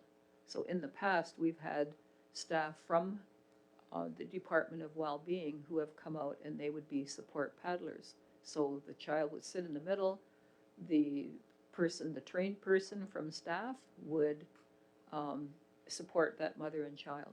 That's just one example there. We also have daily teachings, which strengthen cultural learning, governance and history teachings, responsibilities to the land and water. So we've had a wide variety of different things that we are able to we're just a wealth of knowledge with our community here that we can bring out to educate ourselves, enhance our cultural footprint, but also to teach our allies what we're all about. Builds community connection and long-lasting relationship. So I have seen that myself with people who have come out to paddle, and it's become a really healthy relationship. This is a drug and alcohol-free event, and so people can come into a safe environment and know that they can enjoy the river. We are also a no-waste, low-impact operation. So we do use reusable mess kits. We have food waste prevention. And even with any surplus food that we have a community member here who comes every evening, picks up our excess food, and distributes it where it's in need. Sometimes the city of Brantford, sometimes here locally. Recognized impact. We are, Touro on the Grand this year has been nominated for RTO3 in the Environmental Ward. So we will see the outcome of that on March 2nd, whether we have been successful in that, but it's been an honor to be nominated. So we put a lot of things into place to try and promote that stewardship, and hopefully our community members are learning by doing. Leadership involvement has strengthened connections. So we've had Chief Sherilyn Hill joined us for a day now for 2 years in the past. Councillor Dean Hill, I have a big smile here because I have some fond memories of him given the wrong kind of kayak and operated more like a surfboard for the guy for a couple of days till we could get that remedied. But in this past year, Dean completed the full paddle, which was really, really, was nice to have that community engagement with our leadership. Next slide, please. So in the past, as I had mentioned, we've had staff support, Department of Wellbeing mainly, that help participants to take part safely and confidently. So we did have the program down at Chiefswood Park at one time where our community members could get confident, could build stamina, etc. And that was a free program for community members. And that's actually where I met Jo, where she was one of those folks who tried and participated. We'll hear more from her in a minute. Also, health services staff supported participants, as I had mentioned before. Some of them maybe have had mental health struggles, maybe anxiety, emotional regulation needs to participate safely. And we've had people one-on-one sometimes to manage their clients so that they could participate. And when I look at the end result of some of those participants and where they are today, some of them are in the community, they're living positive lives, they're giving back to the community, and they too now are leaders. So that support that we were given directly reduced the barriers and increased accessibility for community members who possibly couldn't otherwise attend. So, you know, financially, we had sponsors for some of our community members, and it stopped in 2023. You've got in your note there. So what we are hoping for is to seek or reinstate support so that access doesn't depend on personal circumstance or just plain luck that somebody can put aside money and pay. We do get funding. I hope we're successful again this year from the Six Nations Economic Development Trust Fund. And what we use that for is to have 14 community members. I am one of them. But those 14 are people who work. So they are safety paddlers. 2 of you, 3 of you will know how hard they work. Sometimes they're working 7, 8 hours a day, supporting people who may have had capsizes in the water, or maybe just need some, time off the water, or, switching out from a kayak to a canoe to use different muscles. What we're looking for here is hoping that we will be able to even bring more youth along. Our vulnerable sector, our children who are growing up, living lives, who may not always see the opportunity of healthy relationship. Some of them don't. And that's very, very sad to me. As an educator in this community, it hurts my spirit, and I'm sure it hurts yours. Next slide, please.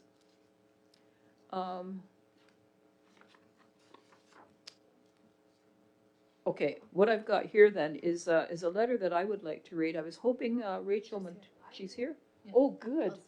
Okay, thank you. Rachel Montour is here. I'll let her introduce herself. Rachel is one of the community members who is living proof of the impact that we can see as an experienced paddler on the Turo. Scanusuaguego, Rachel Nigyaso, Montour de Gesanatse, Otet Yoni Niwagishonte, Gaia Kono Gariwayesta. Hi everyone, my name is Rachel Montour. I am a Mohawk woman from the Wolf Clan, a Cayuga language learner, a harm reduction outreach worker in community, a mother, and a community member. I'm honored to share reflection on my experience participating in Turo on the Grand over the past 2 years. My experience with Turo on the Grand over the past 2 years has been truly life-changing. In my first year, I participated as a land-based client, arriving at a time in my life when I was still finding my footing. I came carrying many things I had survived, including addiction, trauma, human trafficking, loss, and long periods of instability and self-doubt. At that point, I did not yet believe I had a voice or much to offer, but the river met me exactly where I was and held space for my healing. My second year looked very different. I returned first as a participant for the first 5 days and then as ground crew for the last 5. When I was invited to step into the role of safety paddler, I immediately accepted the opportunity. Being trusted with that responsibility was powerful for me. It was through this role that I truly found my voice. A moment that felt deeply meaningful and even magical. For so long I felt unheard, and through Turo, I learned to speak with confidence, accountability, and purpose. I also began to recognize that I may carry leadership skills, something I had never allowed myself to see before. Across both years, I formed strong and lasting friendships and developed a deep sense of belonging.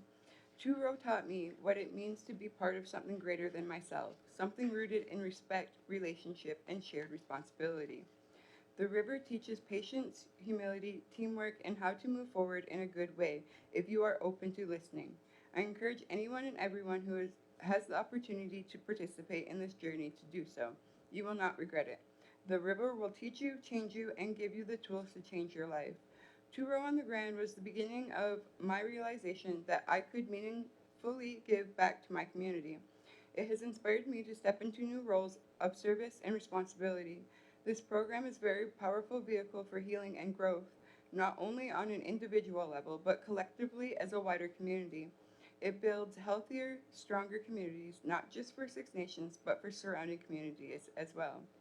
For this work to continue and remain strong, it requires ongoing support, including stable and sustained funding that allows the program to grow responsibly and remain accessible to those who need it. It also requires people who are willing and able to show up with good indigenous and with good minds and good hearts and good actions. Two Row serves as an important bridge between Indigenous and non-Indigenous peoples, creating space for learning, respect, and shared growth. I am deeply grateful to have been part of this journey, and I remain committed to carrying these teachings forward in a good way. Thank you. Could we hear from Joe next? Thank you, Rachel.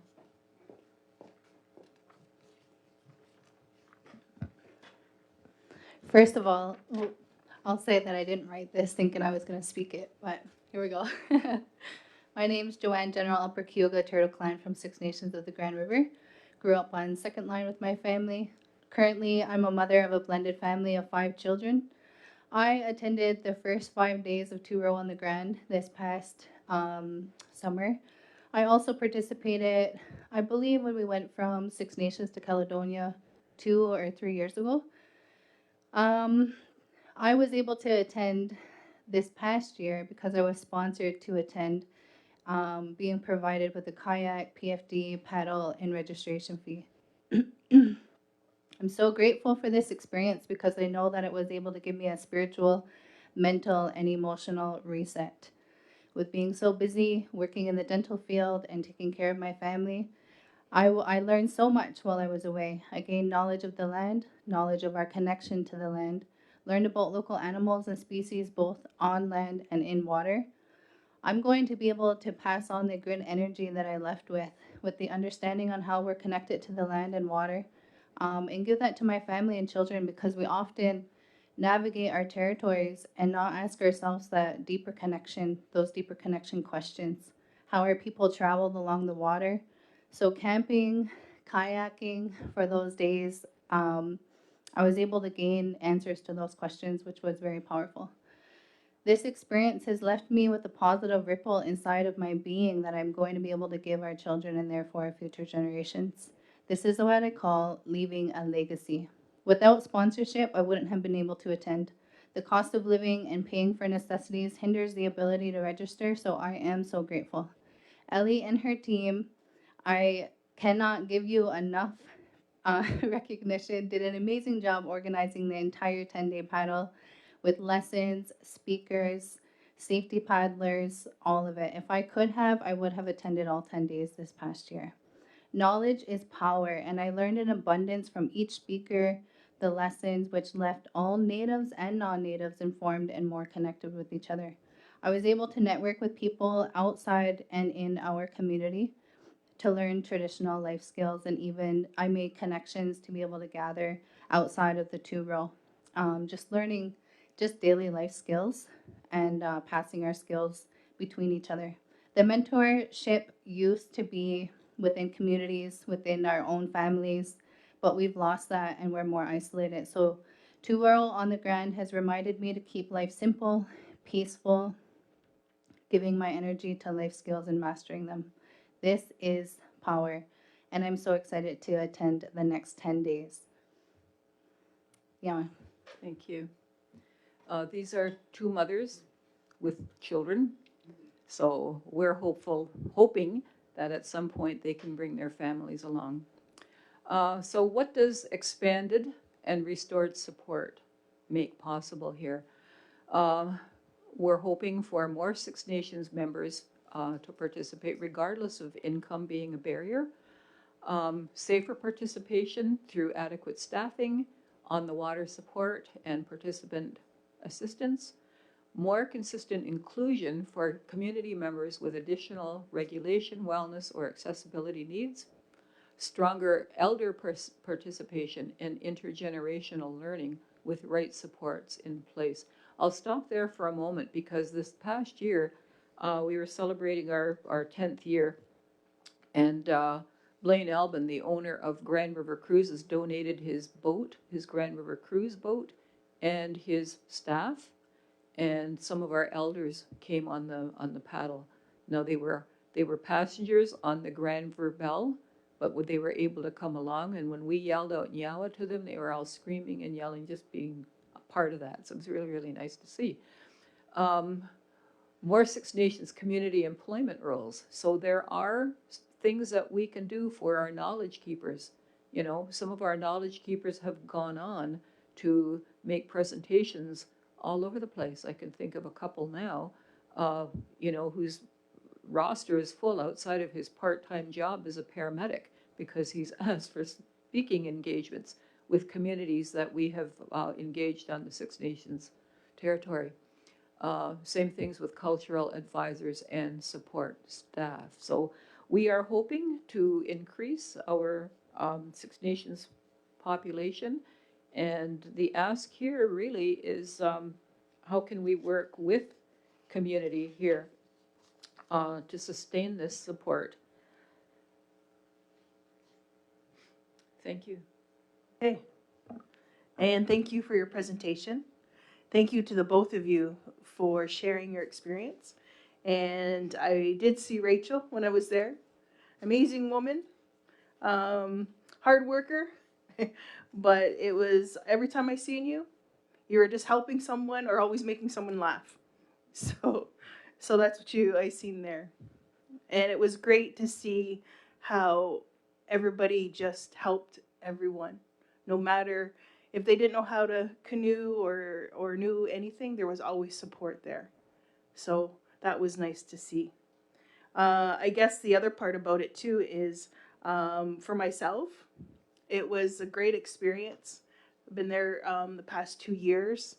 And what I said, the laughs, the smiles, everyone helping each other, it was just how both cultures came together and helped one another. But most of all, understanding us more and not having such barriers up about wanting to know who we are.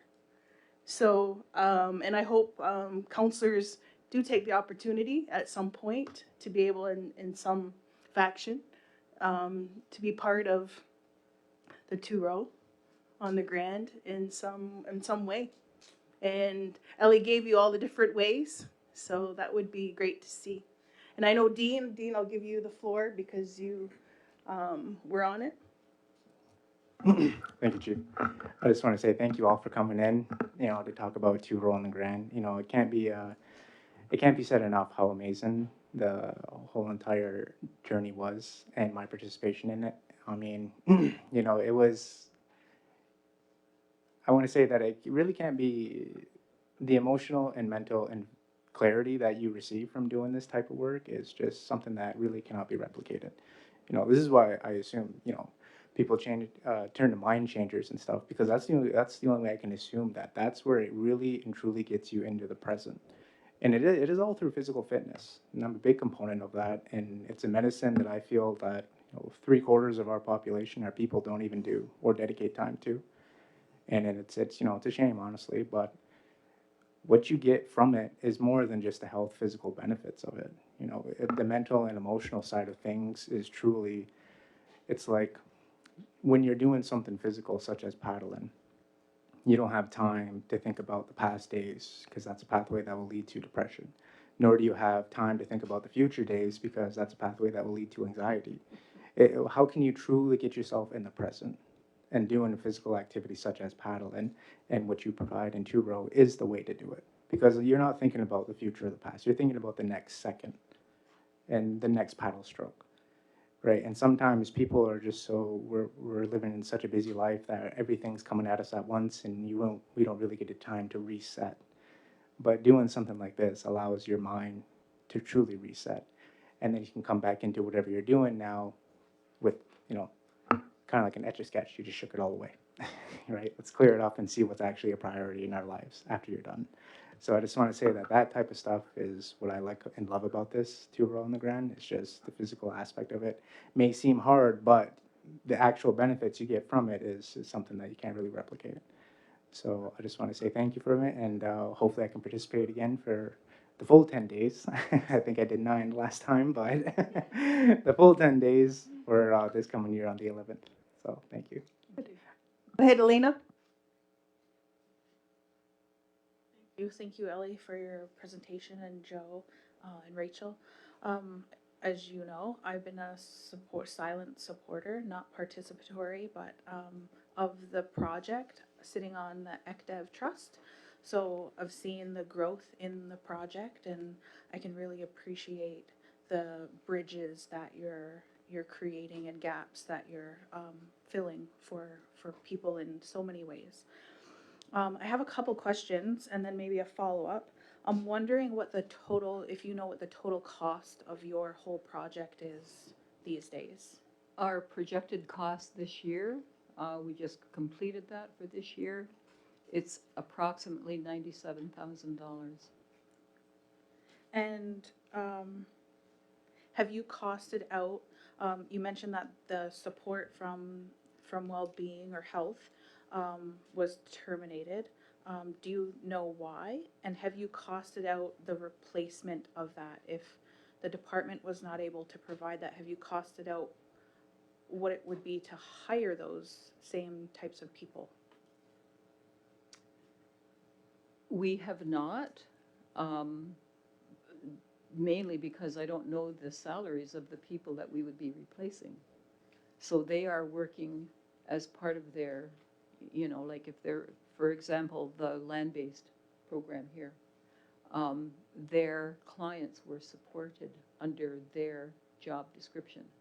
So for us to hire someone to do that, we wouldn't be able to keep the budget where it is.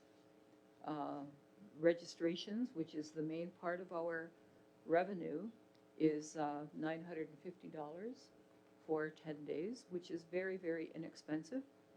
It's about $95 a day, and that includes your rental, not your rental for canoe or kayak, but camping, porta potties, cultural speakers, food. Food takes up quite a bit of that. We transport everyone's gear in a U-Haul trailer, so there's a lot of expenses that way. But to cost out a salary for a person's day wage, no, we don't. But what that has done here is we've had to say we can't support a person, for example, a mother with children. So we've had to deny that access. We just didn't have the capacity to put them on the water safely. That's just an example. Yeah, and the follow-up to that was, do you know why why there's no longer any support from the department? I won't say there was no support. It was rolled back in 2023. So for example, the paddle program at Chiefswood Park, I don't know. It just wasn't offered this year, that past year. And so a lot of people weren't coming out. And that was really, like I say, that's how I met Joe. And she was wanting to go on this for a number of years, and it was eliminated there. So I really don't know. Yeah. And then just a final comment. I see that what you provided has a recommendation at the bottom. I feel unfortunately it's a little bit premature for us to make that recommendation, just because we would have to see. I think it's a common misunderstanding that this table directs everybody what to do, and that's not the case. So directing a department to provide services would not be this table's responsibility. So I don't know that we could support this recommendation as it is, but definitely hearing the presentation, find a way to support the project. Just to add to that, Elena, thank you for your comments. We were given last year the services of someone from Van Council to be an events planner for us. And we had a dialogue, Jackie Jameson and I had a really powerful dialogue with that person But then we never heard from them again. So we were struggling to try and pick up the slack. And then by that time, it was May, and we ended up only having 5 other community members come along. And so that was kind of where that laid there. Follow up? You considered, and if this is not possible, have you considered applying to the donation fund? So that would be a maximum of $3,000, and you could apply for those particular supports. I do believe that Summer Hill was given the role of finding community members and financial support for them, and it happened in June. So that was late, and there were some community members who said, yes, we will still go. And I believe funding came to them from the Community Trust Fund last year. So, there is funding out there, but one of the things that I also have to say is we have a lot of organizations here within Six Nations who have trained paddlers. They have orca-trained people. They have canoes and kayaks within their own, personal operations, and they could be used. We just need to find out the mechanism as how we can engage them. Thank you. Okay, go ahead, Deb, then I have Dean. Thanks, Chief. I just wanted to clarify, in terms of the support offered by Wellbeing, I don't believe that it was terminated.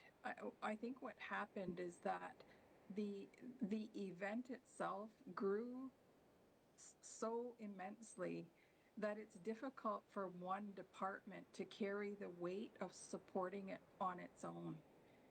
So even last year, we had a lot of the Department of Wellbeing staff that actually continued to support the initiative. They were safety paddlers. They bought more vessels to be able to offer people to use for this event. So I think the issue here is the growth of this event is beyond the capacity of one department to support. And I can certainly go back and look at participation and the cost that's associated with our staff who do either support with the 5-day paddle, and we have many that actually support with the 10-day paddle. And that's work time that they're doing that. So I can provide those numbers to council so you can see actually the costs that we're contributing, not only with our staff's time, but also with the other items. I mean, we've got staff that are driving the program vehicles to get people to the areas that they stop at and start again. And we've also used people to, transport the vessels. So it's bigger than one department at this point. And I know last year we tried to work hard on including more, getting more people on board, but I really feel like the planning for this needs to start as soon as the paddle stops, because it's so big now that we need almost a full year to get people involved with the planning early on so that it is successful. I have Dean and then Amos, and then we'll wrap it up. Thank you, Chief. I was just going to talk about the potential supports as well. Like Elena did mention, and Deb did mention as well, that I know that tourism has been a really huge help. Jackie and her team for tour on the ground, but I think that well-being and same thing with social services could also be of help under strong families. So I think in my mind, it's just about creating the procedures and, the fine details internally to how everything's going to flow, considering that all these departments can be working together to not just provide support like financially, but other items as well. Not just kayaks, but like the mess kits and the tents and everything else to help our community members to get fully immersed into the full, scope of what Two Row has to offer. It's not just the paddling, it's the after evening activities as well. that is also part of the experience. So hopefully we can find a way to support a little bit of each of those to allow community members to feel free and comfortable given their time, right? Ideally, it would just be the community members just have to offer your time, and hopefully everything else can be taken care of. No, that's the dream scenario, but we'll see what can happen, right? Thank you, Chief. Go ahead, Amos. I just wanted to remind us, at the same time this beautiful trip was happening, we were trying to deal with our folks and friends in Niagara Falls, our staff from well-being, because they also had some concerns. Our staff were volunteering to go over there and help them, and I know that's nothing to do with the two-row, but I just wanted to share that with you. And even I was involved because we were trying to get them to come to the powwow. One day they're coming, next day they're not coming. And so that whole week was lots of stress on the staff that I was working with, because they couldn't give me any answers either, with them trying to come to our celebration. And I just felt for the staff, because they were running to Niagara Falls to try and help daily, and trying to help that community as well that were, ensconced in Niagara Falls at those hotels. So I think it was nothing against Turo. I think it's just the timing and what happened with us with trying to support this northern community that had, and even then our partners on that were dropping the ball as well. So we had to pick it up, and I heard a lot of conversations about that. So if you can understand that part as well, that we were trying to help, and but we had this other issue as well, and it's not an excuse, but I know that was the stress that we were following within the community. So thank you. Great report. Yeah. So Deb will look into it more and get back to us. And thank you for coming in tonight. But also, too, good luck. Thank you. For I just want to add, environmental if I board. can, for a second, with Deb. I am looking with Ogundanedao, having a meeting with them as well. Hopefully, that there will be some engagement with them. But I do have a meeting with that agency and possibly with social services as well. So we're looking at others, not just the Department of Wellbeing. But thank you for your input as well. Okay, thank you for that. Thanks for coming in. Okay, I know Deb's going to take this away, but also can I just have a mover to accept his information? Moved by Audrey, second by Dean. All in favor? Opposed? See none. Carried. Let's go to number 7, Chief's updates. So the First Nations Child and Family Services and Jordan's Principal class action. The first claims period for the First Nations Child and Family Services and Jordan's Principal settlement opened on March 10th, 2025. First Nations children were removed from their homes between April 1st in 1991 to March 31st, 2022 by child welfare authorities funded by ISK. The removed child class and the removed child family class can now submit a claim for compensation. There are 140 claim helpers across the country to assist with applications. Who is eligible? A parent, a grandparent, and the child. Who is not eligible? Métis Inuit children, foster parents, or siblings. To help with the claim process, can reach the administrator at 888-592-9101 and press 1. Claims helper can be reached at 888-592-9101 and press 2. There will also be an information session here on February 18th from 2 p.m. to 4 p.m. here at Central Administration Building. The claims helper will also be available to provide free private support with completing claim forms. So please bring valid government issued ID and any required documents to complete your claim. To learn more about the settlement, visit www.fnchildclaims.ca. On January 28th, I virtually attended the monthly Chiefs of Ontario Leadership Council meeting. Representatives from the Independent Electricity System Operator gave a presentation focused on regional planning. Leadership Council also received a general update on ongoing child and family services matter and broader Chiefs of Ontario sector work. I also participated in a trilateral emergency management meeting on the 28th. Representatives from Indigenous Service Canada and the Provincial Emergency Operations Center walked the Leadership Council through the emergency operations and evacuation procedures. I discussed the importance of evacuees having the opportunity to evaluate host and provincially selected vendors. Also, I'm going to get Deborah Jonathan to give an update also. Go ahead. Now, Chief. I just wanted to give a quick update on our Saturday, February 14th event, which is our inaugural Love Beyond Measure Gala that is supporting our Six Nations Community Hospice. So again, this event is happening at 5 p.m. on this Saturday, February 14th at the Mott Hill Golf and Country Club. It is an evening of entertainment dedicated to supporting the development and operation of our hospice, and the evening will include a social hour, dinner, dancing, a silent auction, and a live auction, and all local entertainment. I do have to let the community know that we have completely sold out at this event within 3 weeks. We currently do have a wait list.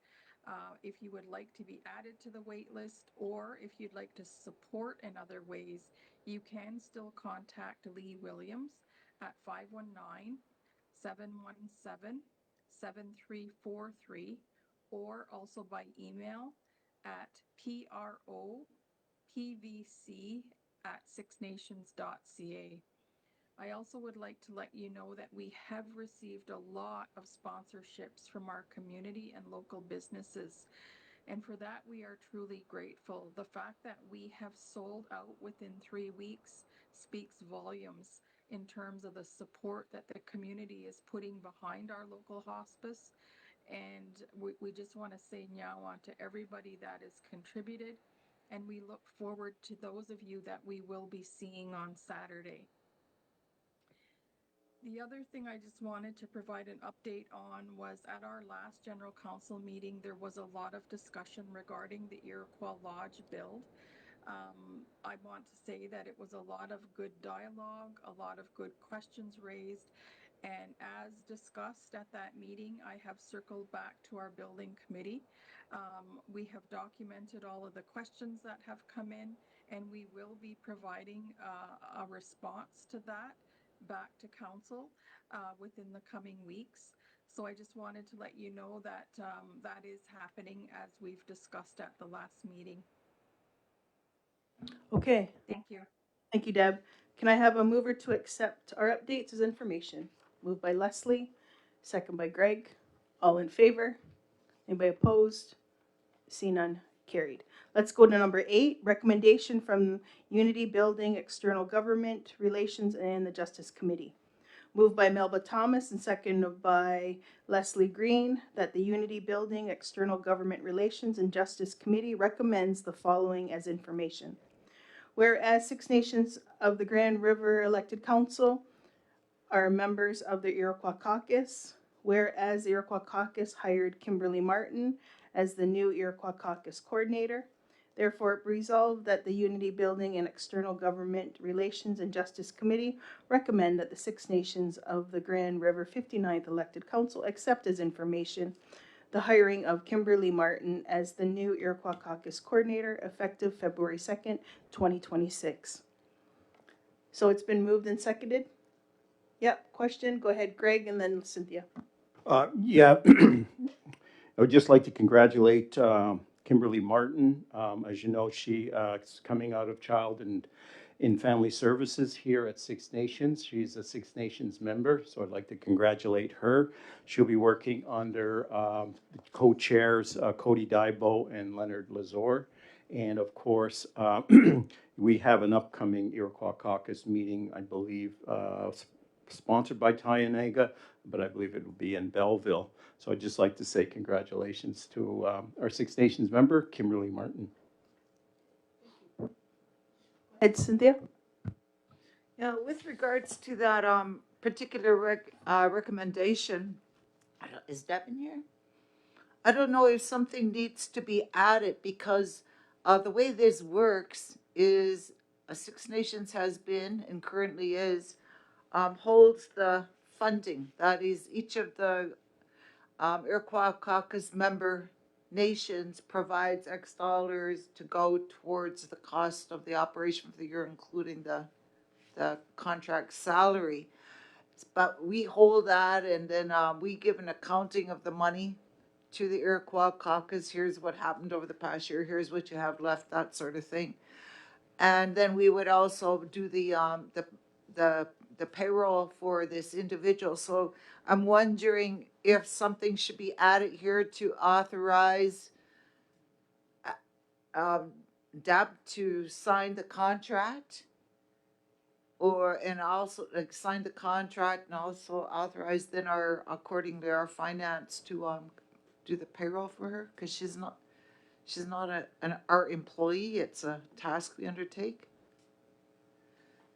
Yeah, we can add that for something new.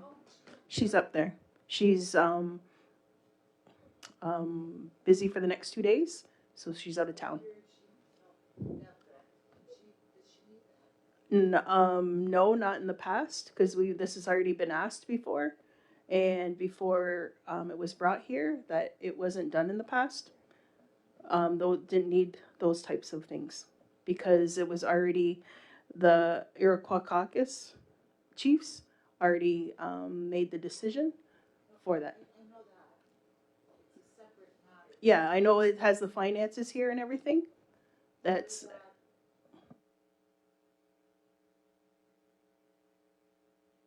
Doesn't Deb or someone here have to sign the actual contract and then authorize our finance to do the payroll? I don't know. I was talking to one of the admin staff, and that's what they thought need to happen. I'm just asking a question. They don't need it. They don't. yeah. Go, Deb. When you looked into it, also. Yeah, so that did come from Trevor, Cynthia, to sign the contract for her. Everything is okay. Yeah. So it's been moved and seconded, just as information. All in favor? Be opposed? See none, carried. Okay, let's go to number 9, update from the committee meetings. Number 1 is the Well-Being Committee. Meeting date was January 23rd, 2026. Go ahead, Amos. Yeah, good evening, everyone. I'm the chair of the Wellbeing Committee for the list. There's people online, right? I just want to introduce my committee, just for the audience. Melba Thomas, Hazel Johnson, Greg Fraser, Audrey Paulus Bombery, and Leslie Green. And I chair the Wellbeing. The staff that we had at our meeting on January 23rd included Deborah Jonathan, Abigail Hill, who I believe is a Wellbeing Liaison Officer, Brian Hirschuk, the Director of Wellbeing, and Jackie Paulus, she's the Senior Manager for Population Health Data, is what was written in the minutes in my agenda as well. So those are the folks that attend our meetings once a month, and we have now designed our agenda that there's standing items each month that we look at for the responsibility of the well-being portfolio. And of course, number 1 is last week on the 23rd was the nursing home update for our seniors. It was brought to our attention that the final agreement between the city of Brantford and the Ministry of Long-Term Care and Six Nations was being finalized. And then once that happens, then that whole, it triggers the staff to start thinking about how we're going to move our residents from Delhi to Brantford. Deb can probably add more after I'm finished about that, where the status of that from 2 weeks ago. So that was good news to hear that we're near the end of that. Of course, all our legal teams are signing everything and advising us. So our staff and maintenance crew will be starting to do that and mobilize for us to move our seniors. So we'd like to thank all of the senior residents and the POAs and all the family members and caretakers, I guess, for their patience. It's been a long journey, but we're almost to the top, so we're getting near the end of there. The next item was Ganeyoske. I guess people say Gayaneyos. And it's the restoration of that. It's also a very slow process, as you well know, Chief. And I'm trying to tell the community. And it also has escalating costs. So our staff are running to meet with everybody that is involved with that. The process is getting hung up on he said, she said, emails, and all of that. So it was brought to our attention through our staff that we propose a trilateral process so that everybody's at the table at the same time each day that they're going to meet rather than all these phone calls going back and forth. So maybe that'll clarify the process if we have a trilateral process with the Crown, ourselves, and long-term care as well, so we can be on top of that. So we're going to try and have that come through as a resolution to Band Council that we establish a trilateral process on going forward with Ganeyoske. Ongoing research in that matter is Greg Fraser, Councilor Greg Fraser is going to try and organize a site visit for us for those of us who can travel to Kahnawake to look at their healthcare system and to maybe meet with their high-level staff to just see what the pros and cons that they've experienced as well with taking over a health system like that. So that's on Greg's plate. And on the hospice, well, that was good news. What was brought to us too as a standing item was that they're going to begin hopefully construction in June 2026, with some of the logs being delivered in April, depending on weather. So that was an update for us as well. So, and then we're having a gala, and Deb spoke to that just a minute ago. In regards to the diagnostic center that's on our standing agenda, excuse me, with our advocacy for an integrated health system for Six Nations from prenatal to end of life, that seems to be our focus for the most part. And personally for me, because I want to make sure we can do that as a legacy for this community. So we're looking for exploring with the diagnostics group. We had a brief breakfast over the holidays, and they thought we should have a think tank and maybe invite all of our Six Nations health sciences staff, because a lot of them have opinion and can give us insight on their jobs that they're doing for us on reserve and off reserve, and to give us some support, I guess, moral support about going forward with this diagnostic center. And so we're thinking about trying to do that in the next month or so. We're leaving that to the volunteers that want to put that together, and so that I shared that with the portfolio as well. I had the opportunity to meet with a benefactor, or maybe perhaps an investor in our health system. They were really impressed with the thinking about having an integrated health system from prenatal to end of life. And this person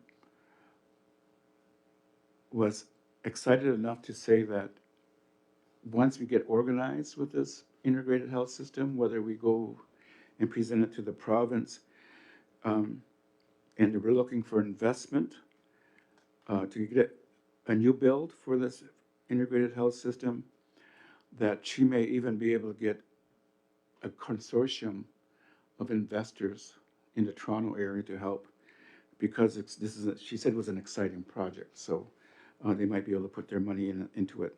Anyway, that's as far as we went on that. I went on that and I reported that to the committee as well. Nothing is written, just a lunch at this point. But that was presented to me, so I was really excited about that, especially when she said a consortium. Anyway, and then the next item is the Brantford Community Health System. As you know, we're looking for a new hospital in the Brantford area and Brant County area, Six Nations, and for Mississaugas. You appointed me to the task force, so I'm on that task force looking for, right now, for land. We're looking at, in the area of Brant County, about someone volunteering their land or selling the land to the Brantford Board of Trustees, I guess you call them, to see whether they would. So our task right now was to create the RFP for it, what we're going to look for by way of land being donated or sold to us. There was some feedback about whether we're going to use Six Nations land and whether people on the reserve could give their land. But I just advised them that we would have to talk to our lands people, because a lot of them are CP holders and held in trust. So I just, that would be another conversation. So that's for the new Brantford Hospital. So also we took some time, the last meeting was to look at how we're reacting or accommodating those of our citizens who are dealing with issues of mental health. So we had a open discussion about that, and we're going to now look at more seriously about where that is in our whole process. So that was a good conversation as well. We're still working on another item, a standing item, is this Food Sustainability Summit. Staff are now trying to find a date for us to include the Six Nations Farmers Association, the Hunters, Ganeos, Gayanase, the hydroponics initiatives that's been brought to our attention that might be something that we might want to consider in this community. The food bank, those are all stakeholders, so we'd like to bring them all to the summit, and we can all come and hear what they have to say to give us some suggestions about how we can look at what I call food safety, food security, and food sustainability. So we're looking at that too under the portfolio of health and well-being. In our last council meeting, I know there was a motion to establish a group from Six Nations.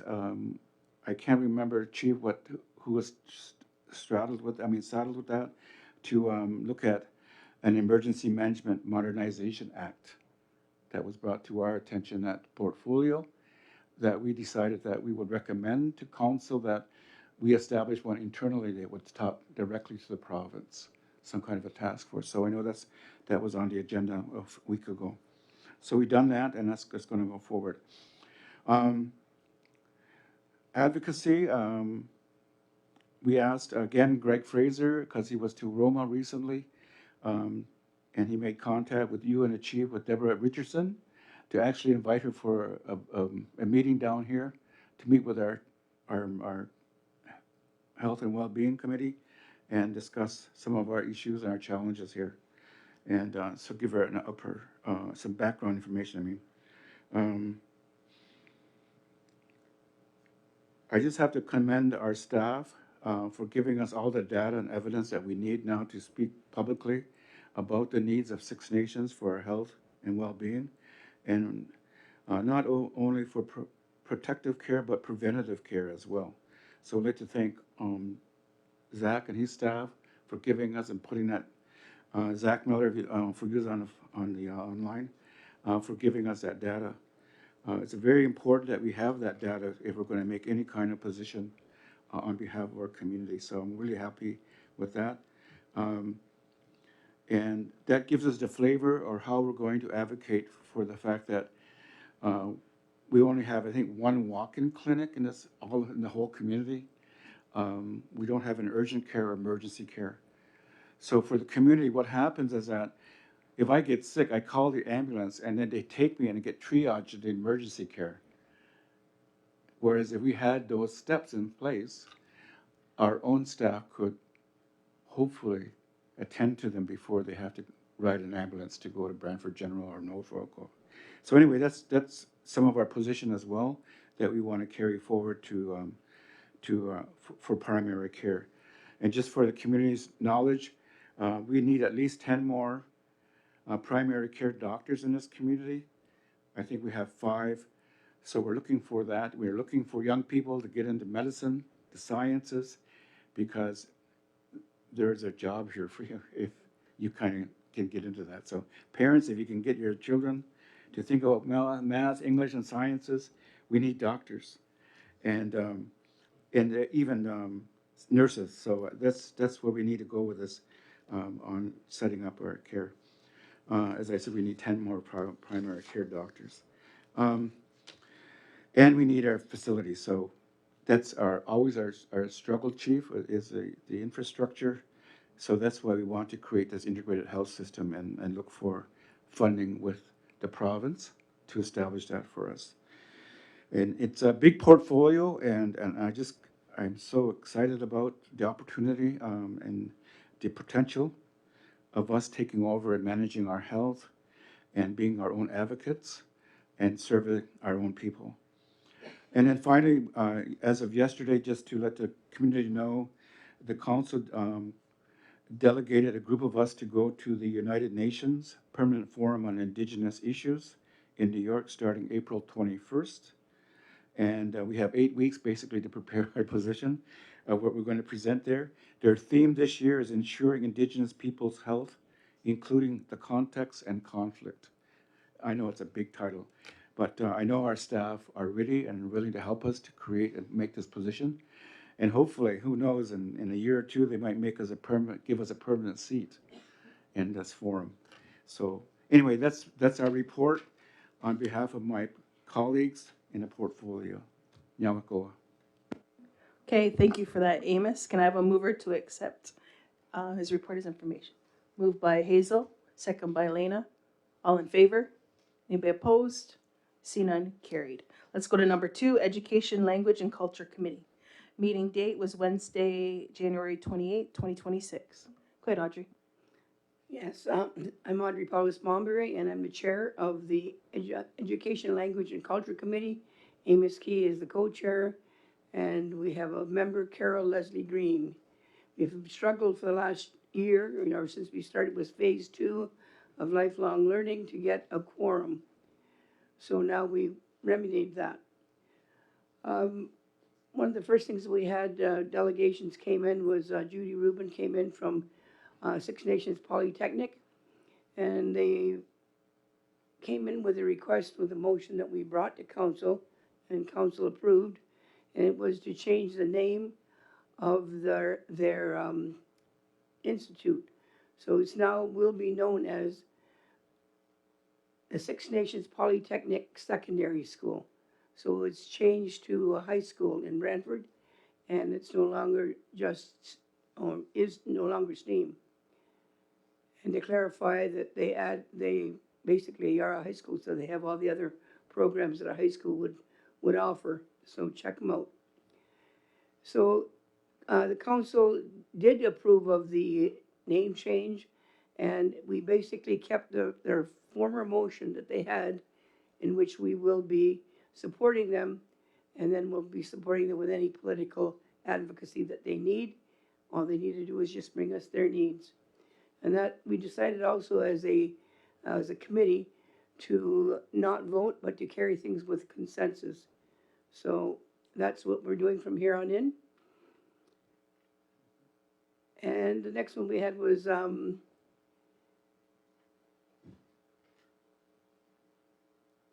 that's done. We had a guest come in, and his name is Samuel Hill. He spoke about language and culture revitalization, and he provided information on work he's doing in the Niagara region regarding language and culture revitalization. He's looking for support or acknowledgement from First Nations to put in his business plan. He is also scheduled to meet with the Confederacy Chiefs for support. The next project is the 16th Fourth Annual Storytelling Conference at the University of Buffalo. It was noted that others, he stated, that may be coming forward with the same request, as this would differentiate those that are not who they say they are, or trying to obtain positions that they are not qualified for work to do regarding culture and language. So he basically gave us a caution, be wary who we sign or give approval for.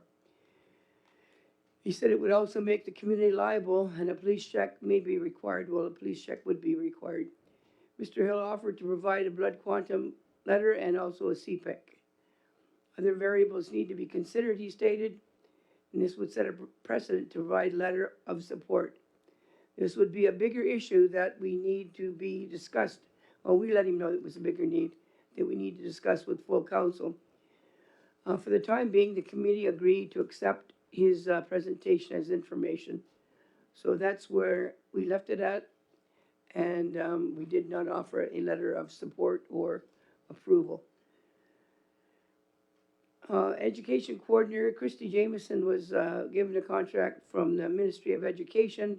She's working on education on the reserve, and she's trying to find out from the community what education needs need to be attended. It's similar to lifelong learning.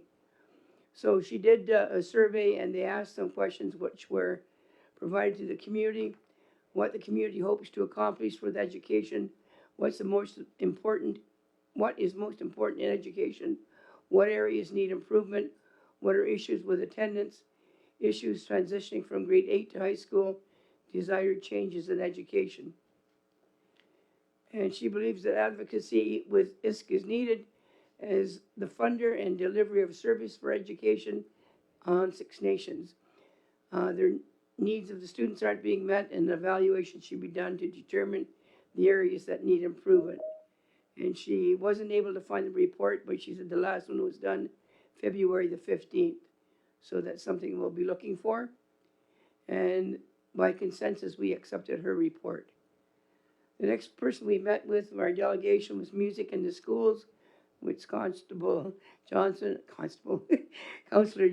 brought in to us is Rochelle Miller, was in attendance to provide a presentation on music for the spirit and providing music in the schools. Mrs. Miller provided the following background of the program. They're celebrating 13 years of accessible music and Indigenous visual arts programs for community youth. Mission and vision is to guide and inspire youth and leadership in creative consciousness and relationship with music, art, and dance. They were originally funded through the Healing Foundation to look at moral distresses due to trauma and losses. Music and art camps and workshops have been held to give youth something other than sports. After-school programs were started, but have challenges with transportation, and local schools have reached out. Healing Foundation no longer provides funding and have received a grant from Music Counts. They've had collaboration with the musicians from the Red Door. They received academic resources support from Waterloo and Kitchener. Six Nations has rich community of talent in the arts, and this area should be included in plans for education going forward. We couldn't agree more from our education committee. Working with Waterloo on music certification for instructors, currently collaborating with Six Nations Polytechnic.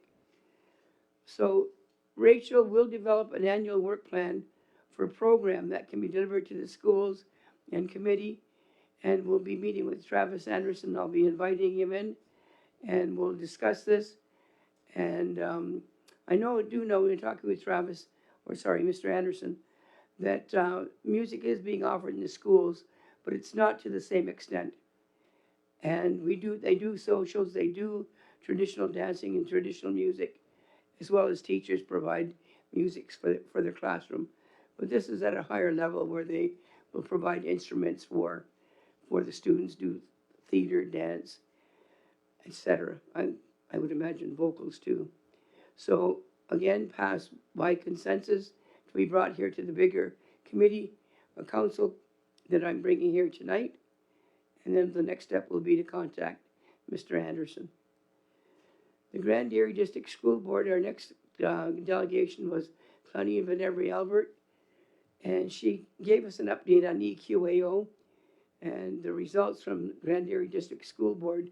Copies of the reports were distributed, and the results were very, very low for Six Nations schools. But we'll discuss those with full council once we have all the materials gathered, and we'll invite Claudine in as well at that time, so it can be a very fulsome discussion and maybe have some plans and where to go from there. So we, again, accepted Claudine Van Every Albert's report with consensus, and we adopted our minutes. And then we had, by consensus, we accepted Elena Van Every to become the 4th member of the Education, Language, and Culture Committee. So that was done through consensus, and we're very happy to welcome her aboard. And it's nice to know that we have more people to come and help share the work, because this is a really unique committee, because we don't have staff working for us. A lot of this work has to be done for ourselves, and now we're going to be looking at some way of getting more staff hired to work for education, and to we'll eventually be looking for a core committee of people to help run education. And so that's the plan in the future. So we'll be working towards that. There's a lot of work that has to be done right now, and it's getting everybody up to speed on the 16 reports that were written, and the roadmap that we have done by Deloitte, and we have to get back to following it. So those are my report from Education, Language, and Culture, Chief. Okay, thank you for that. Can I have a mover to Yeah. accept his information? Moved by Leslie, second by Melba. All in favor? Anybody opposed? See none, carried.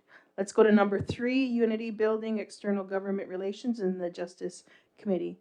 Meeting date was Wednesday, February 4th, 2026. Go ahead, Greg. Yeah, thank you, Chief. One of the big issues, too, is this ongoing development of our waste management bylaw. We are in the final stages of that. I would like to thank Sarah Curley-Smith. She's been added to the team to actually get that finalized, and that should be coming to council and to the community fairly soon. I was remiss to mention Abigail Hill. She did attend the non-insured health benefits summary. I guess it would be a gathering in Vancouver. She did it in person. I attended via Zoom, so I was remiss to, and I apologize for not mentioning that, because she was here. And of course, she will be providing, again, a summary of their summary and of looking towards the transformation of non-insured health benefits as we try to align services to policy, which is a bit of a task. One of the other things too, Chief, I would like just to an update council on some of the meetings that I had at Roma. I know you've already done a update on Roma. Some of the outside meetings that we were able to obtain, of course, was with the long-term care, the Minister of Long-Term Care, Kuzendova Bashta, and also the Deputy Minister, Peter Kafterian, that we were an invitee from the Brantford meeting, so they allowed us to take part in that meeting. And it was basically a discussion on making sure that we can cover some of the expenditures that we have occurred over at Delhi, as well as the ones that are required for the move-in at Fox Ridge. So I'd like to thank Brantford for allowing us to be involved in that meeting. One other thing too, I had the opportunity to speak with Martin Amblot. Martin Amblot is he's the president and CEO of Alto the high-speed rail. They believe that construction of that high-speed rail from Quebec City to Toronto will be going just south of Highway 7. And it, of course, it may encroach upon the traditional territories of pretty much all of our Iroquois caucus members. And of course, we reiterated to him about partnerships because this seems to be going ahead in that consultation and accommodation is very important for all our First Nations. The other group that we met, or I met with, is from the Sterling Ridge Group. Sterling Ridge Group, they build renewable energy. And of course, they partner with Economic Development Corporation, and they're involved with the building of the Hagersville Battery Storage Park. And of course, they're looking to further their interaction with our ECDEV in further projects. So that was just a relationship building, trying to cement that relationship between Six Nations and, of course, this Sterling Group. Also had an opportunity to meet with David Piccini. He is interested in coming to visit. I'm sure he'd be interested in seeing the new Polytech Secondary School, as he is the Minister for Labor, Training, Skills Development. And of course, he knows of our Polytech as well as GREAT and GREDI. And again, he's looking to come for a visit. So that's all positive. The other thing that I would like to point out to the community, the problems that some tribal members have had in the United States concerning immigration and customs enforcement, or ICE. As you know, some tribal members have been stopped. And we do have an information sheet here at Council that if you are born in the US and you're a First Nations member, what type of documentation you require to travel back and forth from the, whether it is from the States to Canada or Canada to the States. If you have tribal ID or state issued tribal ID, driver's license, or a US passport will be helpful.